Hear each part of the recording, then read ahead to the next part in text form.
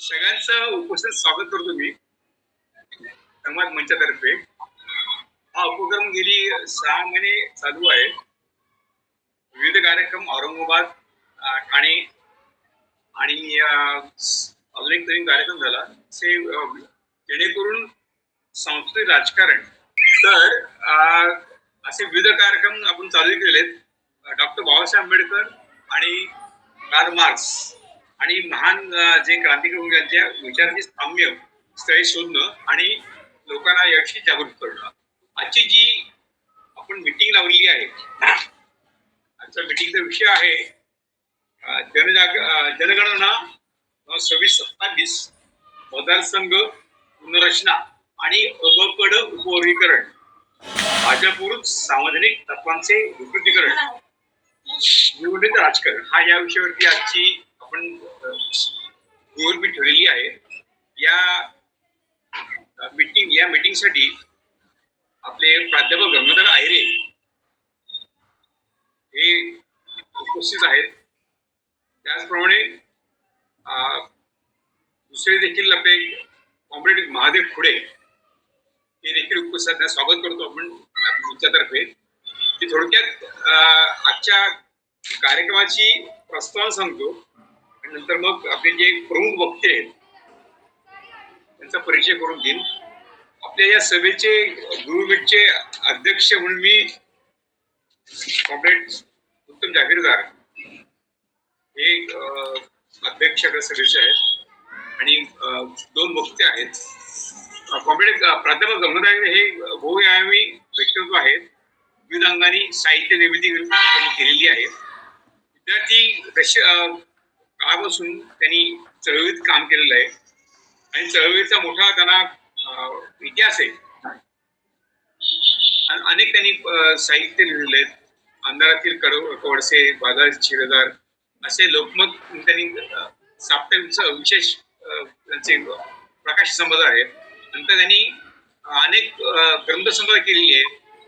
सीमा सरटा आहेत, कविता संग्रह, समता संग्रहाची 50 वर्ष, कवी अरुण काळे व्यक्ती, असे अनेक त्यांनी बहुआयामी असे आपल्या कार्यक्रमाच्या आजच्या सभेचे अध्यक्ष लाभलेले आहेत. त्याप्रमाणे 2009 साली मुंबई येथे संपन्न झालेल्या 2ऱ्या लोककला लोकसाहित्य संमेलनाचे ते अध्यक्ष होते. 2024 मध्ये अमरावती येथे झालेल्या ग्रामीण मराठी साहित्य संमेलनाचे अध्यक्ष होते ते. 9 ते 2006 या परिवर्तन जनता या त्रैमासिक त्यांनी चालवलेलं आहे. तर असे विविध पैलू असलेले आपल्या कार्यक्रमाचे प्रमुख वक्ते आहेत. त्यांनी अनेक नाशिक महानगरपालिका लोककल्याण पुरस्कार मिळालेला आहे. कोकण दर्पण पुरस्कार मिळालेला आहे. नाशिकच्या कुसुमाग्रज वाङ्मय सेवा पुरस्कार मिळालेला आहे. अण्णाभाऊ साठे सन्मान मिळालेला आहे. वसंत मोरी स्मृती वैचारिक लेखन पुरस्कार मिळालेला आहे. असे अनेक त्यांना पुरस्कार मिळालेले आहेत. ते विद्यार्थी चळवळीपासून डाव्या चळवळीत सत्यशोधक, दानशूर पक्ष, भारतीय कामगार पक्ष काम केलेले, अखिल भारतीय दलित अधिकार आंदोलन या संघटनेचे राष्ट्रीय सहचिव झालेले आहेत. गेल्या 18 वर्षात नाशिक येथे सफाई कामगारांच्या प्रश्नावर काम केलेलं आहे. दलित प्रश्नावर लिखाण देखील केलेलं आहे. थोडक्यात म्हणजे काय, आपले जे आजच्या कार्यक्रमाचे जे प्रमुख वक्ते आहेत मी अशी थोडक्यात त्यांची बरंच काही सांगणार काय, पण वेळ कमी असल्यामुळे थोडक्यात मी सांगितलं महत्वाचे काही मुद्दे आहेत तेवढं मी त्यांचा परिचय दिलेला आहे. मी आजच्या कार्यक्रमाचे प्रास्ताविक थोडक्यात सांगतो. जनतेला कोणत्याही माहिती नाही देशावर विविध दीर्घकालीन परिणाम करणाऱ्या महत्वाच्या विषयावर शासनाने सत्ताधारी पक्षाने निर्णय घेणे ही बाब सार्वजनिक नाही. नीतिमत्तेच्या विरोधात डेलिमिटेशन म्हणजे मतदारसंघाच्या पुनर्रचना करून 2011च्या जनगणनेवर आधारित करणे 106व्या घटनादुरुस्तीच्या विरोधात तर आहेतच. 2011च्या जनगणना माहिती ही जनतेला जाहीर करण्यात आलेली नाही. या मतदारसंघ पुनर्रचना जनता न्यायालय आव्हान देऊ शकत नाही. कारण कायद्यात तसा प्रतिबंध आहे. मतदारसंघाची 850 इतकी मोठी संख्या वाढल्याने सर्वसाधारण जनतेवर वर्षाला मोठा आर्थिक बोजा पडणार आहे. याचे राजकीय दुष्परिणाम जाणणार आहोत. महिलांसाठी आरक्षणासाठी तर मतदारसंघाच्या पुनर्रचनेची काही आवश्यकता नाही. आरक्षण ओबीसी महिलांसाठी आरक्षणाची तरतूद नाही. अनुसूचित जाती जमातीच्या आरक्षणात अपग्रह वर्गीकरणाच्या नागरिकांची ज्या हरकती मागवल्या आहेत, अहवाल जनतेवर पोहोचवणार नाहीये आणि परस्पर म्हणजे एका दिशेने जो घटनाविरोधी सध्याची जी केंद्र सरकार राज्य सरकारची जी त्यांची धोरण आहे आणि घटनाबाह्य कृती चालू आहे, तर अशा या परिस्थितीत आपण अशा परिस्थितीत आपल्याला या विषयावरती आपण चर्चा करण्याची आवश्यकता आहे. मी प्रास्ताविक थोडं संपवतो आणि आजच्या कार्यक्रमाचे प्रमुख वक्ते त्यांना मी निमंत्रित करतो.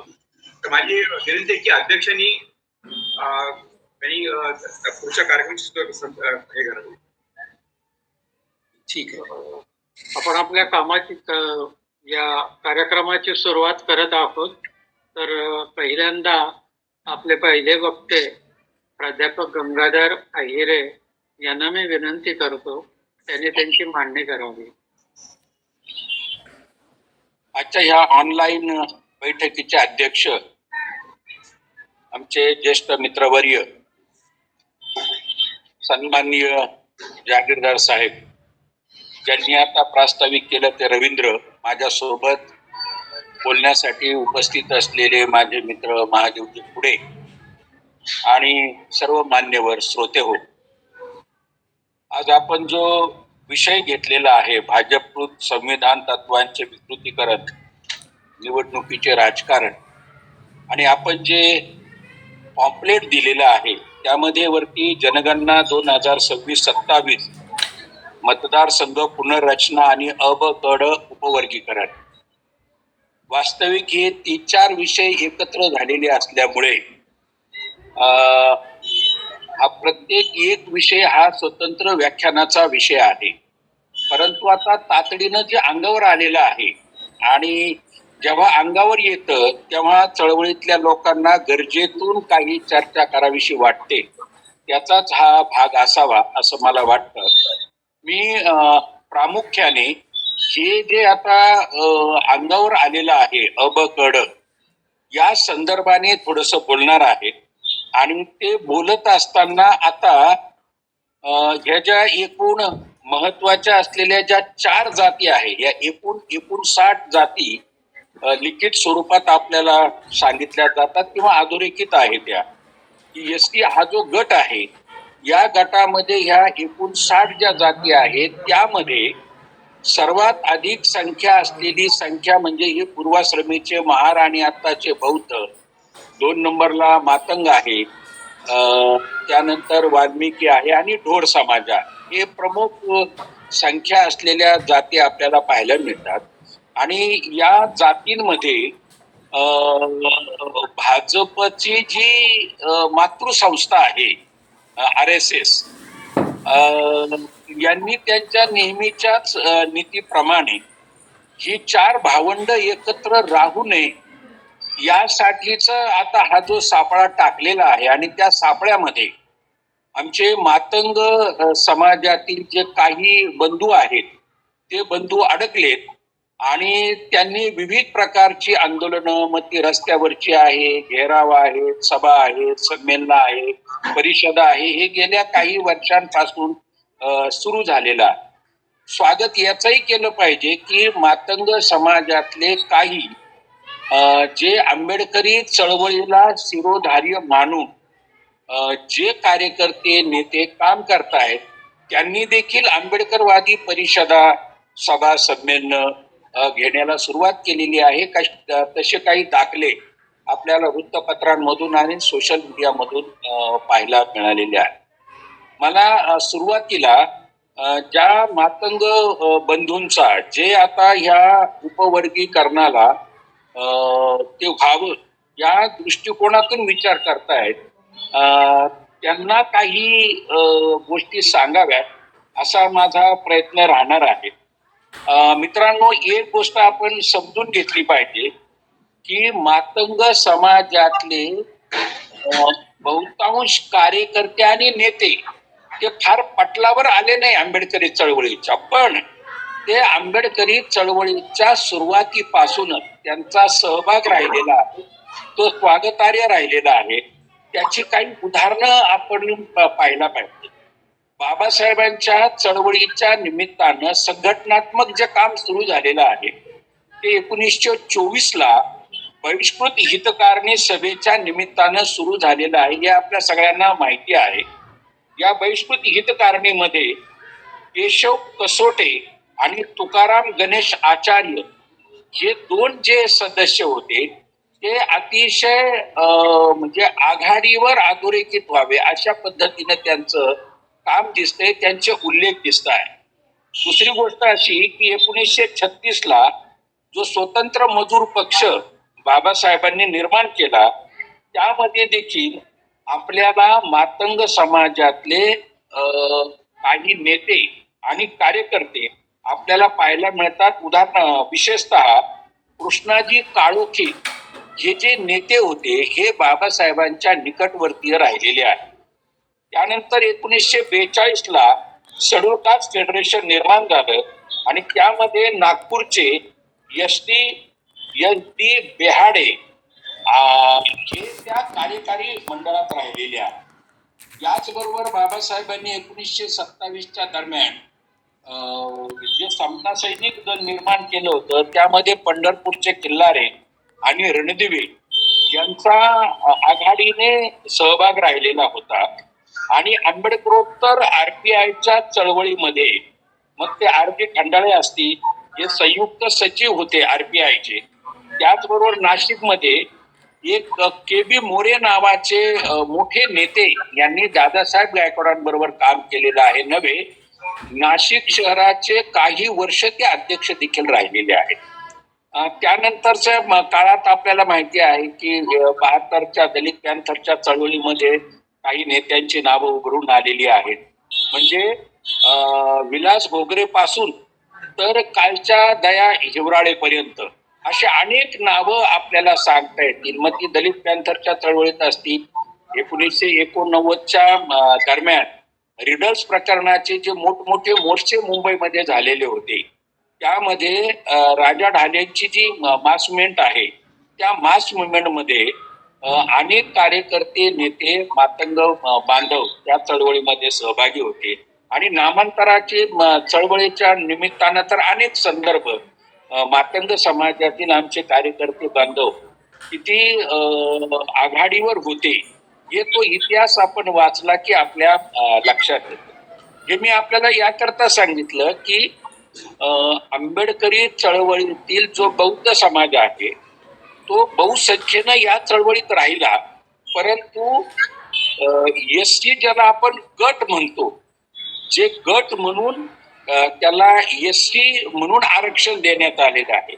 या गटातल्या ह्या 4 मुख्य जाती ज्या आहेत या जाती कमी अधिक प्रमाणात चळवळीमध्ये राहिल्या, परंतु डॉक्टर बाबासाहेब आंबेडकरांनी जो संदेश दिला होता तो संदेश जेवढ्या अग्रेसिव्हली, जेवढ्या वेगाने, जेवढा अंतःकरणपूर्वक बौद्ध समाजातल्या लोकांनी स्वीकारला त्या वेगाने मात्र बौद्धांच्या व्यतिरिक्त संख्येने बहुसंख्य असलेली हे ज्या 3-4 जाती मी सांगितल्या त्यांनी मात्र स्वीकारला नाही, हे खेदाने आपल्याला म्हणावं लागतं. एक उदाहरण आपल्याला सांगता येईल की सर्वसाधारण 1926 मध्ये धारवाड पासून जे अनुसूचित जातीच्या विद्यार्थ्यांना शिक्षण मिळावं म्हणून वसतिगृहाची एक चळवळ निर्माण झाली आणि धारवाडला ती पहिलं बोर्डिंग झालं. आणि त्यानंतरच्या काळामध्ये बहुतांश जिल्ह्यामध्ये तालुक्या स्तरावरती बाजाराच्या गावाला अतिशय म्हणजे अशिक्षित असलेल्या आणि आर्थिक परिस्थितीने गरीब असलेल्या लोकांनी वर्गणी वगैरे गोळा करून वसतिगृह बांधली. ही वसतिगृह जेवढी बौद्ध समाजाने उभारल्याचं आपल्याला दिसत आहे तशी वसतिगृह मात्र बौद्धेतर असलेल्या SC गटातील जाती बांधवांनी मात्र निर्माण केल्याचं दिसत नाही. आणि आज आपण जी चर्चा करतो आहे ती चर्चा त्याच्याशीच संबंधित आहे. बौद्ध समाजाने किंवा पूर्वाश्रमीच्या महार जातीतील कार्यकर्त्यांनी, नेत्यांनी, गावगाड्यातील सजग लोकांनी ही जी वसतिगृहाची चळवळ सुरू केली, अशी चळवळ बौद्धांच्या व्यतिरिक्त इतर जात समूहातून जे अनुसूचित येत आहेत त्यांनी मात्र सुरू केली नाही. आणि त्याचा फटका म्हणजे आपल्याला ही चर्चा करावी लागते. मग ती का करावी लागते चर्चा?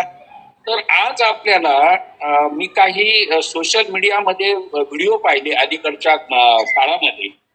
तर त्या व्हिडिओ मधून असं लक्षात येत आहे की बाबासाहेब आंबेडकरांनी या अनुसूचित जाती जमातींना जे आरक्षण दिलं ते आरक्षण केवळ आणि केवळ विशिष्ट जातींनीच उपभोगलं, त्यांची सर्वार्थाने प्रगती झाली, सगळ्या सवलती त्यांनीच लाटल्या, परिणामी आमच्या पदरात काही पडलं नाही.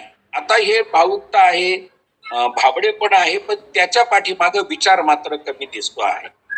एखादा जेव्हा जातीचा गट पुढे का जातो, पुन्हा मग आपल्याला ते तिचंच येतं की 1924ला बाबासाहेबांच्या बहिष्कृत हितकारणी सभेमध्ये जे एक स्लोगन दिलेलं होतं, चेतवा, पेटवा, संघटित व्हा आणि संघर्ष करा. हे जे शिक्षण हे जे आहे ते न घेतल्यामुळे ही जी आंतरप्रक्रियेत जी पेटण्याची आणि संघटित होण्याची जी उर्मी निर्माण होते शिक्षणामधून, ती आमच्या बांधवांमध्ये झाली नाही. माझे स्वतःचं म्हणणं असं आहे की एकाच जातीचा विकास झाला हे 101% सत्य आहे, हे मान्यच आहे. ज्यांना त्याचा फायदा झाला नाही त्यांना तो मिळाला पाहिजे हे देखील सत्य आहे. पण या सत्याच्या पाठीमागे जरी आता त्यांना आरक्षण दिलं, सेपरेट करून संख्येच्या तुलनेत जरी दिलं, तरी त्यांच्या पदरात कितपत पडणार आहे याबद्दल देखील शंका आहे. कारण शेवटी आरक्षण जर हवं असेल तर पुन्हा शिक्षणाचा मुद्दा येणारच. मी आता एक 10-15 दिवसापूर्वी एक व्हिडिओ पाहिला आणि त्या व्हिडिओमध्ये असं दिसतं आहे की एक लहुजी शक्ती सेना नावाची काहीतरी संघटना आहे आणि त्या संघटनेचे जे नेते आहेत विष्णूभाऊ कसबे, हे आता तुळजापूरच्या अंबाबाईला साकडं घालण्यासाठी गेले आणि साकडं घालून ते सांगतायत की आरक्षणाचा हा जो लढा आम्ही उभारलेला आहे त्याच्यामध्ये आम्हाला यश पदरात पडलं पाहिजे. ही जर आजची स्थिती मातंग समाजाची असेल तर कशी चर्चा करणार? चर्चा करायची तर ती दोन्ही बाजूनी तेवढे तोलामोलाची एक वैचारिक मंथन, वैचारिक घुसळण झाली पाहिजे. त्या घुसळणीमधून काहीतरी आपल्याला कंटेंट आपल्या पदरात पडलं आहे. तेव्हा बाबासाहेब गोखले असतील किंवा मग एक साबळे नावाचे गृहस्थ आहेत, सचिन भाऊ साठे नावाचे आमचे मातंग समाजाचे कार्यकर्ते आहेत, त्यांना मला सांगितलं पाहिजे की डॉक्टर बाबासाहेब आंबेडकरांनी मातंग समाजासाठी 20 जुलै 1927ला पुण्याच्या भोकरवाडीला एक परिषद घेतलेली होती आणि त्या परिषदेमध्ये सकट आणि वायदंडे नावाचे मातंग समाजातले मोठे कार्यकर्ते त्या मंचकावरती बाबासाहेबांच्या सोबत होते. दुसरी गोष्ट अशी की 11 व 12 जानेवारी 1936ला पुण्यालाच आयल्याश्रम मध्ये एक संयुक्त परिषद झाली होती महान आणि मातंगांची. आणि त्यानंतरच्या काळामध्ये म्हणजे ही जी परिषद झाली होती 36 मध्ये बाबासाहेबांना मातंग, चांभार, महार यांच्यामध्ये जी जातीय तेढ आहे या निमित्ताने बाबासाहेबांना भाषण करावं लागलेलं होतं 36ला. आता याच दरम्यान आपल्या सगळ्यांना माहिती आहे की मुक्ती कोण पथे ही जी मुंबई इलाख्याला परिषद झालेली होती, ज्या भाषणाचं पुढे नाव ठेवलं गेलं की मुक्ती कोण पथे, की मी आता हा हिंदू धर्म सोडणार आहे आणि मी कुठे जाणार आहे या संदर्भातलं सुतोवाच बाबासाहेब त्या भाषणामध्ये करणार होते. हे भाषण वाचताना आपल्या असं लक्षात येतं की बाबासाहेब बौद्धतरांशिवाय इतर समाजातले जे अनुसूचित जातीतले काही कार्यकर्ते आणि नेते आलेले होते त्यांनाही त्या परिषदेला सहभागी व्हायचं होतं, पण बाबासाहेबांनी त्यांना थांबवलं आणि थांबून त्यांनी एक विधान केलेलं आहे की कोणताही निर्णय घेत असताना आपल्या देशामध्ये जात इतकी प्रभावी आहे की अगोदर त्यांना संघटित करावं लागतं, त्यांना विश्वासात घ्यावं लागतं. मला अगोदर माझ्या जाती बांधवांना विश्वासात घेऊ द्या आणि त्यांच्याशी बोलणं झाल्यानंतर मी तुमच्याशी पुन्हा बोलणार आहे. ज्यांच्याशी बोलणार आहे त्यामध्ये आमचे मातंग बंधू देखील होते. हे ते आपण पुस्तिकात सारखं पुस्तक आहे ते पुस्तिकेच्या स्वरूपातलं ते वाचल्यावरती आपल्या लक्षात येतं.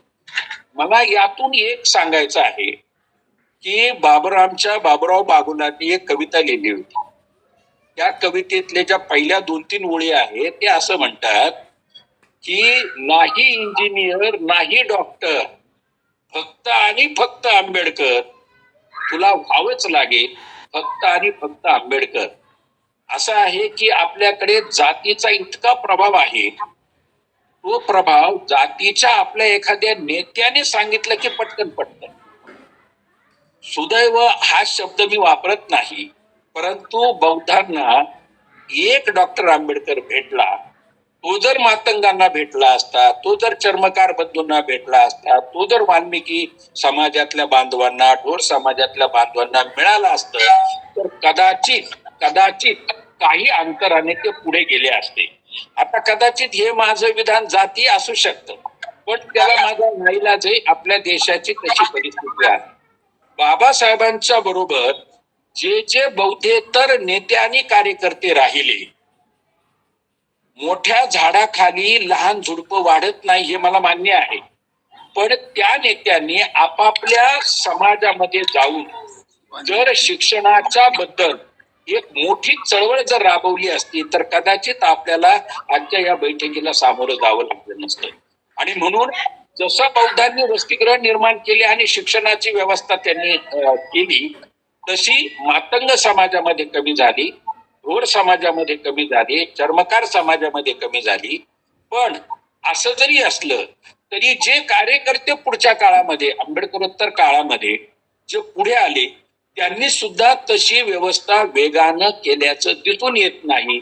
आणि परिणामी आजचा जो RSS आहे, आजचं जे भाजप आहे, या भाजपला 80च्या दशकाच्या पहिल्या 1-2 वर्षांमध्ये एक मुंबईचं डोंबिवलीत एक मोरिया नावाचं प्रकाशन आहे आणि त्या प्रकाशनाने दत्तोपंत ठेंगडीचं बंच ऑफ थॉट हे पहिलं जे इंग्लिश मधलं पुस्तक आहे त्याचं अनुवाद केला आणि ते मराठीमध्ये काढलं. ते पुस्तक आपण सगळ्यांनी वाचलं असेल. मी जेव्हा वाचलं तेव्हा माझ्या असं लक्षात आलं की ठेंगडी हे प्रचारक आहेत आणि ते प्रचारक असल्यामुळे RSSचा जो मूळ हेतू आहे, मूळ हेतू, मुळात हा मूळ हेतूच हा अनुसूचित जाती जमाती हे या देशाचे फक्त सेवेकरी आहे, याच दृष्टिकोनातून प्रचार प्रसाराचं काम त्यांनी केलेलं आहे. आता आपण ज्या संविधानाची, ज्या निवडणुकीच्या गोष्टी आपण करतो आहे त्या ठेंगडींच्या पुस्तकामध्ये निवडणूक जी RSSला अपेक्षित आहे ती कशी हवी आहे त्याचं विस्तृत तपशीलवार विवेचन त्याच्यामध्ये केलेलं आहे. त्यांनी असं सांगितलेलं आहे की प्रत्येक गावगाड्यातल्या ठराविक म्हणजेच सवर्ण कुळातील व्यक्तींनाच मतदानाचा अधिकार असला पाहिजे, कारण तेच शहाणे असतात, इतर शहाणे नसतात. राष्ट्र घडवण्यासाठी इतर शहाणे नसतात, सवर्ण कुळातलेच लोक फक्त शहाणे आहेत. आणि मग ठेंगडी काय म्हणतात? ठेंगडी म्हणतात की मतदानाचा अधिकार ज्यांना आहे अशा लोकांनी मतदार करून गावातील एका सवर्ण शहाण्या माणसाला ग्रामपाल म्हणून त्याची निवड केली पाहिजे.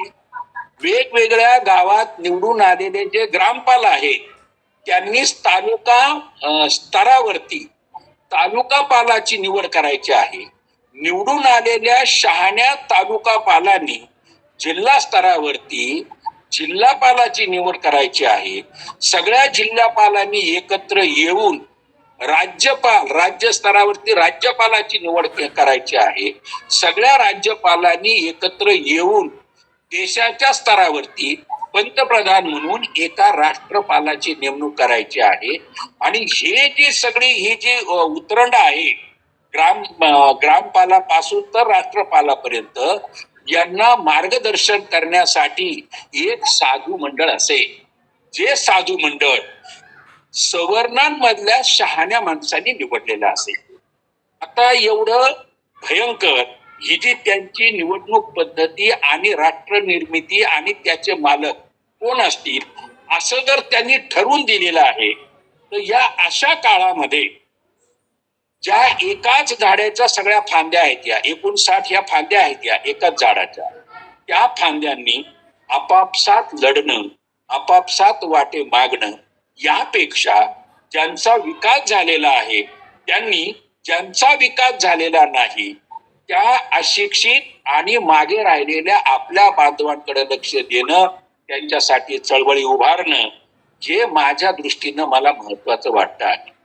आता हे जे कडं आलेलं आहे, किती घाई झालेली आहे. ती जी बंगर काय समिती आहे माजी न्यायमूर्तीची, तो निकाल ऑक्टोबर मध्ये देतो काय आणि 5 दिवसाची मुदत देऊन हरकती मागवल्या जातात काय. पुन्हा मग त्याच राजकारणातले सहभागी असलेले संजय शिरसाट आमचे जे समाज कल्याण मंत्री आहे त्यांच्या निमित्तानं ती 15 दिवसांची काय पुन्हा मुदतवाढ मिळते आहे. आणि असंही समजतं आहे की सजग लोकांच्या पलीकडे दोन्हीकडचे पण मातंग बांधव असतील किंवा कर्मकार बांधव असतील आणि इकडे बौद्ध बांधव असतील, काही लोक शर्यतीसारखे पळतायत. मातंगांना वाटतंय की यांच्या विरोधात आपण चळवळी केल्या पाहिजे, बौद्धांना वाटतंय की नाही आता आपल्याला जो शेर मिळालेला आहे तो शेर आता मातंग बांधव घेऊन पळतील की काय, म्हणून त्यांच्या बैठका सुरू आहे. माझं असं म्हणणं आहे या बैठका कुणाच्याही होत, परंतु आपण ह्या एकाच झाडाच्या फांद्या असल्यामुळे शहाण्या आणि विचार करणाऱ्या लोकांनी ही जी मूठ आहे, जी मूठ तोडण्याचं काम RSSच्या निमित्तानं, राजकारणात भाजपाच्या निमित्तानं आणि त्यांचे जे सोंगटे फिरवणारे जे एजंट आहे त्यांच्या निमित्तानं हे सुरू आहे. आणि मग अशा काळामध्ये हे कडचं जे वर्गीकरण आहे त्या वर्गीकरणाचा आपण विचार करायला पाहिजे. भविष्य काळामध्ये आपल्याला माहिती आहे की पॅन्थरच्या काळामध्ये आम्ही मोठमोठ्या विद्रोहाच्या कविता ऐकलेल्या आहेत, पण विद्रोहाची कविता म्हणणारे, आंदोलन करणारे, रस्त्यावर येणारे आता संसदेमध्ये मनोरंजनाच्या कविता म्हणायला लागलेले आहेत. यातून आपण काहीतरी शहाणपण घ्यायला पाहिजे. आपल्यातूनच म्हणजे आंबेडकरी चळवळीतून जे कार्यकर्ते आहे, संघटना आहे, त्यांनी ज्यांना बोलून व्याख्यानं ठेवली आणि त्या व्याख्यानांच्या निमित्ताने महाराष्ट्रभर व्याख्याते म्हणून ज्यांचा प्रचार प्रसार झाला ते नेते बनलेले आहेत आणि ते आता कोणत्या गोटात जाऊन बसलेले आहेत हे आपल्याला सांगण्याची मला आवश्यकता नाही. मला फक्त एवढं म्हणायचं आहे या चर्चेच्या निमित्ताने की तरुण पिढीच्या पुढे मोठमोठे प्रश्न दिलेले आहेत आणि ते प्रश्न बाजूला सारले जावेत. बेरोजगारीचा प्रश्न बाजूला जावा. संघटित होण्याचं काही लोक जे काम करतायत, एकनाथ आवाडा सारख्यांनी फार मोठं काम केलं. असे जे वेगवेगळ्या पटलावरती चरणावरती जे काम होत आहे त्या कामाला कुठंतरी खीळ घालण्यासाठी हे असे उपद्व्याप सुरू आहे. या उपद्व्यापांना आंबेडकरी चळवळीतील असतील, डाव्या चळवळीतील असतील किंवा एकूणच अण्णाभाऊ साठे काय प्रतिष्ठान असेल, महामंडळ असेल, सगळे या सर्व लोकांनी एकत्रित येऊन आता सामाजिक परिषदा घेण्याची आवश्यकता आहे. त्याच्यामध्ये केवळ भांडाभांडी, वादविवाद, एक दुसऱ्याच्या मुद्द्याचं खंडन मंडन न करता एक समुच्चय मूठ, ही वज्रमूठ आहे, हा जो गट आहे या गटाची वज्रमूठ होऊन आपल्याला त्यातून काही आउटपुट काढता येईल का ते आपण बघायला पाहिजे. आज जरी ते जे संसदेमध्ये स्त्रियांच्या निमित्तानं त्यांनी जे मध्ये 2-3 बिलं घुसडलेली होती, ती विरोधी पक्षाच्या जागरूकतेमुळे जरी ते बिल पारित झालेलं नसलं, याचा अर्थ त्यांची ती लढाई थांबलेली नाही, ती लढाई सुरूच होणार आहे. आणि मग येणाऱ्या काळामध्ये होणारी जी ही जनगणना आहे, त्या जनगणनेमध्ये आणखी काही प्रश्न पुढे येणार आहे. कारण ही जी जनगणना आहे, त्या जनगणनेच्या निमित्तानं एक ऐरणीवर प्रश्न येतो आहे की एससी हा जो संवर्ग आहे, हा संवर्ग पूर्वसुरी असलेल्या ज्या अनुसूचित जातींच्या नावांचा एक गट बनून पुढे आलेला आहे. आणि मग लोकांच्या पुढे प्रश्न असा पडलेला आहे की त्याच्यामध्ये मी मातंग लिहायचा आहे का, मी हिंदू महार लिहायचा आहे की मी बौद्ध लिहायचा आहे, अशी सगळी घुसळत सुद्धा सुरू आहे एकाच वेळीला. शहाण्या माणसाचं जे चळवळीमध्ये सजग आहेत, ज्यांना खरोखर बाबासाहेब आंबेडकर त्यांचं संविधान कळलेलं आहे आणि ज्यांना हा एकूणच कारवा पुढे घेऊन जायचा आहे, त्यांचं हे काम आहे की सामाजिक परिषदांचं आयोजन करून त्याच्यामधून एक चांगल्या प्रकारचा संदेश, हे जे अंधश्रद्धेमध्ये बुडालेले हे अशिक्षित लोक आहे, ज्यांच्या अशिक्षितपणाचा भाबडेपणाचा काही राजकीय लोक फायदा उठवत आहेत, त्यांना कसं आपल्याला मार्गावरती आणता येईल आणि ही एकजुटीनं ही चळवळ पुढे घेऊन जाता येईल. पुढच्या काळामध्ये जर आपण तरुणांच्या साठी एक संघटित स्वरूपाची चळवळ जर आपण त्यांना दिली नाही आणि त्यांचे प्रश्न जर आपण सोडवले नाही, तर ही तरुण पिढी आपल्या पिढीला कमकुवत आणि विद्रोही नसलेले, विचारी नसलेले, अतिशय कमकुवत आमच्या अगोदरच्या पिढीचे लोक होते असा एक आपल्यावरती आरोप ठेवतील, असा माझा समज आहे. मला दुसरा एक कार्यक्रम असल्यामुळे मी जहागीरदार साहेबांना म्हटलं होतं की मी काही वेळ आपल्यामध्ये राहील, अतिशय आदरपूर्वक राहील. ते आमच्या नाशिकला राहिलेले आहेत, आम्ही चळवळीतले लोक आहोत आणि म्हणून मी माझे जे शब्द आहेत त्या शब्दांना इथं विराम देतो. परंतु पुन्हा असे जर काही चळवळीच्या निमित्ताने जर काही आयोजन नियोजन असेल तर निश्चितच मी आपल्या सगळ्यांच्या सोबत राहील एवढा शब्द देतो. आणि माझं हे थोडंसं लांबलेलं जे भाषण आहे ते भाषण मी थांबवणार आहे. मला एक आणखी एक विनंती करायची आहे की आपलं हे देखील काम आहे की कोणीतरी एक गंगाधर आयरे जेव्हा छत्रपती आणि बाबासाहेब आंबेडकर यांच्यामध्ये जेव्हा वितुष्ट निर्माण करण्याचा प्रयत्न करतो, तर गंगाधर आयरे शिवराय ते भीमराय हा व्याख्यानाचा विषय करतो आणि महाराष्ट्रभर फिरायला निघतो. जेव्हा कुणी बाबासाहेब हे फक्त विशिष्ट समाजाचे आहे, दलितांचे आहे असं जेव्हा रेकॉर्ड वाजवायला सुरुवात करतो, तेव्हा गंगाधर आयरेला वाटतं की नाही, त्याच्या थेसिसचा विषय हा बाबासाहेब आंबेडकर आणि त्यांचे दलितेतर सहकारी हे आपण शोधायला पाहिजे, लोकांपुढे मांडायला पाहिजे.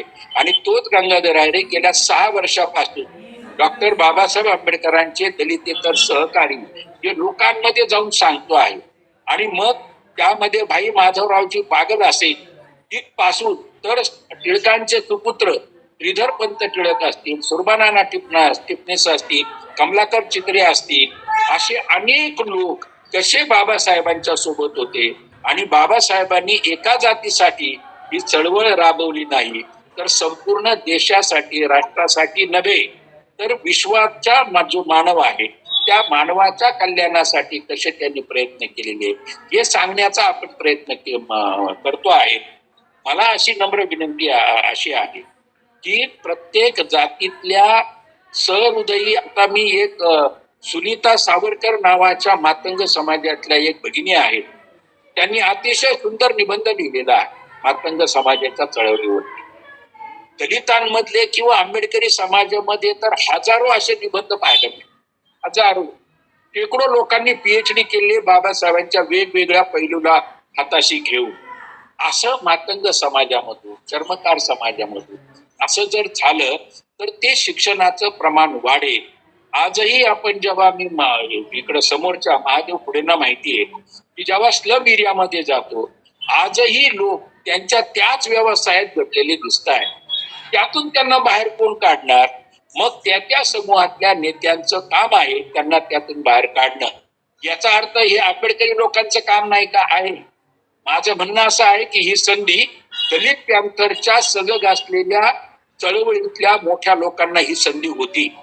अनेक समूहात जे मातंग असतील, काय चर्मकार असतील, काहीच लोक दलित पॅंथरच्या चळवळीत दिसले. मग दलित पॅंथरची चळवळ असो किंवा बाबासाहेबांची चळवळ असो, ही काय बौद्ध समाजाच्या बापाची मालकी नाहीये.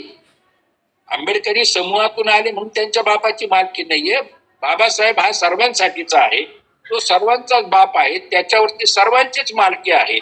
म्हणून दलित पॅंथर मधल्या ज्या काही चुका झालेल्या आहेत त्या चुका पुढच्या काळात काही लोकांनी दुरुस्त करण्याचा प्रयत्न केला. ते काही राजकीय नेत्यांनी देखील प्रयत्न केलेला आहे. बाळासाहेब आंबेडकरांनी इथं नाशिक मधल्या कालिदास मध्ये त्यांच्या पक्षाची जी सभा झाली त्या सभेमध्ये त्यांनी डायरेक्ट सांगितलं होतं की तुम्हाला तुमचा वाटा मिळाला पाहिजे.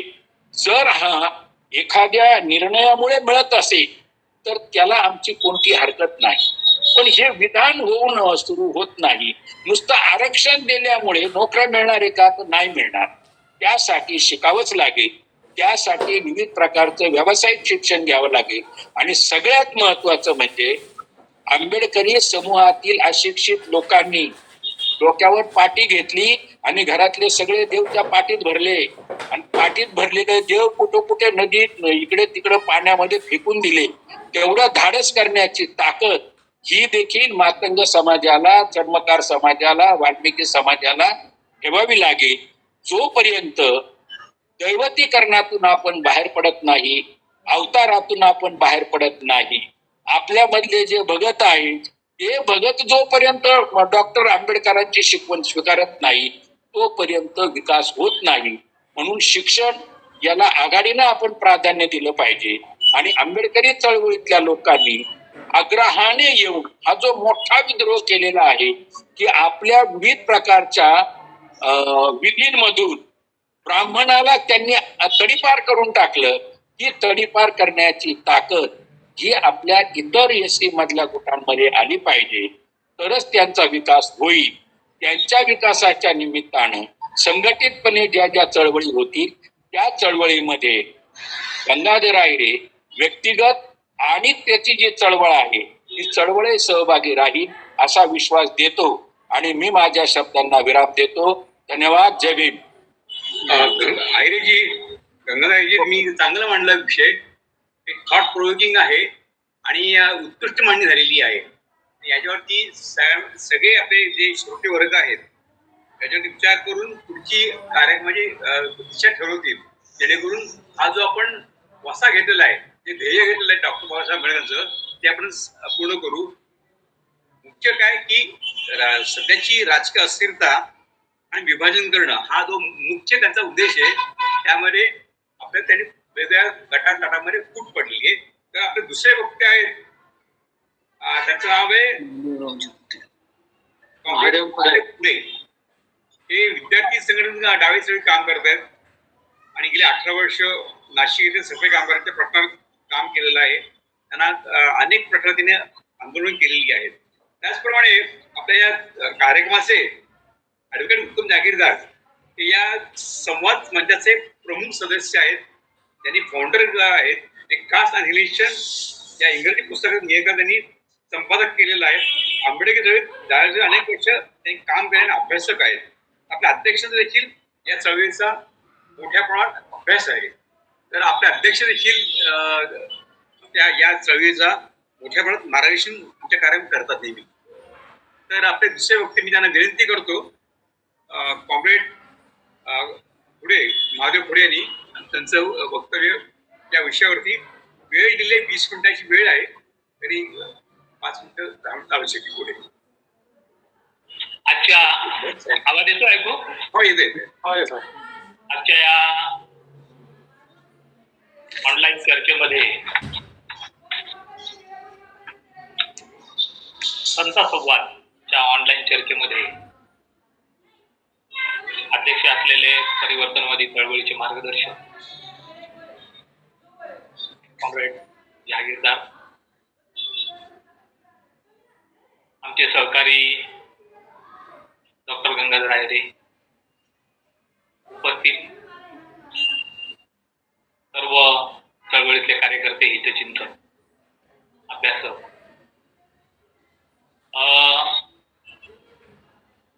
विषय जसं गंगाधर आहेरे सरांनी सांगितल्याप्रमाणे 3 वेगवेगळे विषय आहेत आणि खूप मोठे आहेत.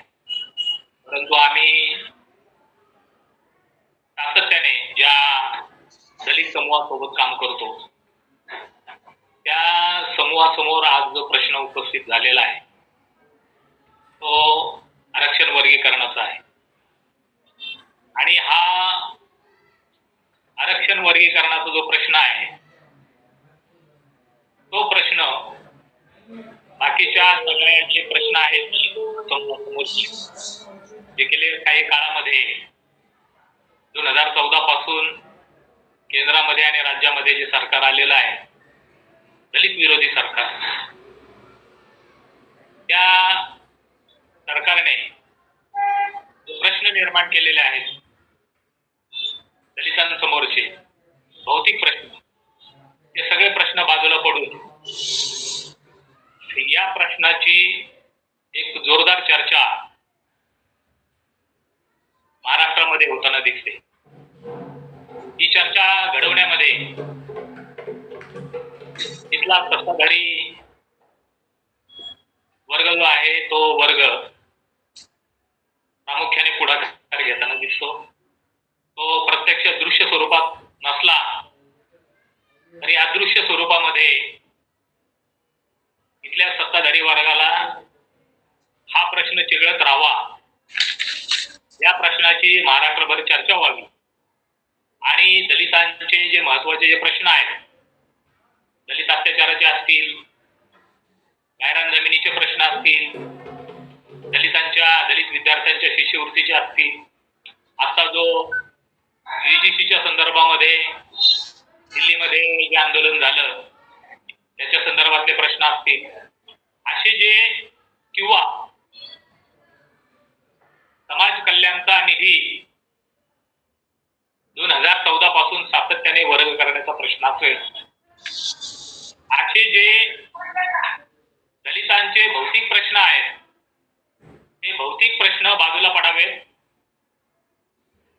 यासाठी रचलेलं हे षडयंत्र आहे. परंतु असं जरी असलं तरी हा जो प्रश्न आहे या प्रश्नातून एक समस्त दलितांमध्ये वैचारिक घुसळण होऊन किमान एकत्र येण्याचा काही एक प्लॅटफॉर्म तयार होतो का, अशा प्रकारचा विचार आमच्यासारखे मंडळी सातत्याने करतात. आता आयरे सरांनी सांगितलं ते सगळं बरोबर आहे, मी त्याच्याशी सहमत आहे. काही मुद्द्यांच्या तपशिलातल्या मुद्द्यांच्या संदर्भामध्ये चर्चा होऊ शकते. आता मातंग समाजामध्ये किंवा नवबौद्धेतर दलित समूहामध्ये जे स्वतःला हिंदू दलित म्हणतात त्यांच्यामध्ये बाबासाहेब आंबेडकरांच्या त्यांच्या समूहाच्या संदर्भातल्या योगदानाबद्दल आता काही शंका राहिलेली नाही. म्हणजे महाराष्ट्रामध्ये काही जिल्ह्यांमध्ये आता जर तुम्ही बघितलं तर मातंग आंबेडकरवादी मातंग परिषदा होत आहेत. तर साधारणतः या समूहांमध्ये मग ते मातंग असतील किंवा चर्मकार असतील, चर्मकारांनी तर पुढे येऊन आंबेडकरवाद घेऊनच मिळवलेली, म्हणजे आंबेडकरांची प्रेरणा घेऊनच उत्तर प्रदेशमध्ये त्याच्या स्थानी गेले, कांशीराम गेले, मायावती गेल्या. तर त्या नवबौद्धेतर दलितांमध्ये बाबासाहेब आंबेडकरांच्या प्रेरणेच्या संदर्भामध्ये आता काही शंका उरलेली नाही. परंतु बाबासाहेब आंबेडकरांनी जे काही ताट दिलेलं आहे त्या ताटाचा समान वाटप व्हावं, आता एक त्याला भावनिक म्हणा, अज्ञानी म्हणा किंवा RSS BJPने उभा केलेला जो इश्यू आहे असं म्हणा, परंतु तो प्रश्न आता निर्माण झालेला आहे. आणि दुसरी गोष्ट अशी की हा प्रश्न निर्माण करण्यामध्ये सर्वोच्च न्यायालयाचा हा निर्णय असेल उपवर्गीकरणाचा, आणि तो उपवर्गीकरणाचा निर्णय भारतातल्या सगळ्या राज्यांना लागू असेल,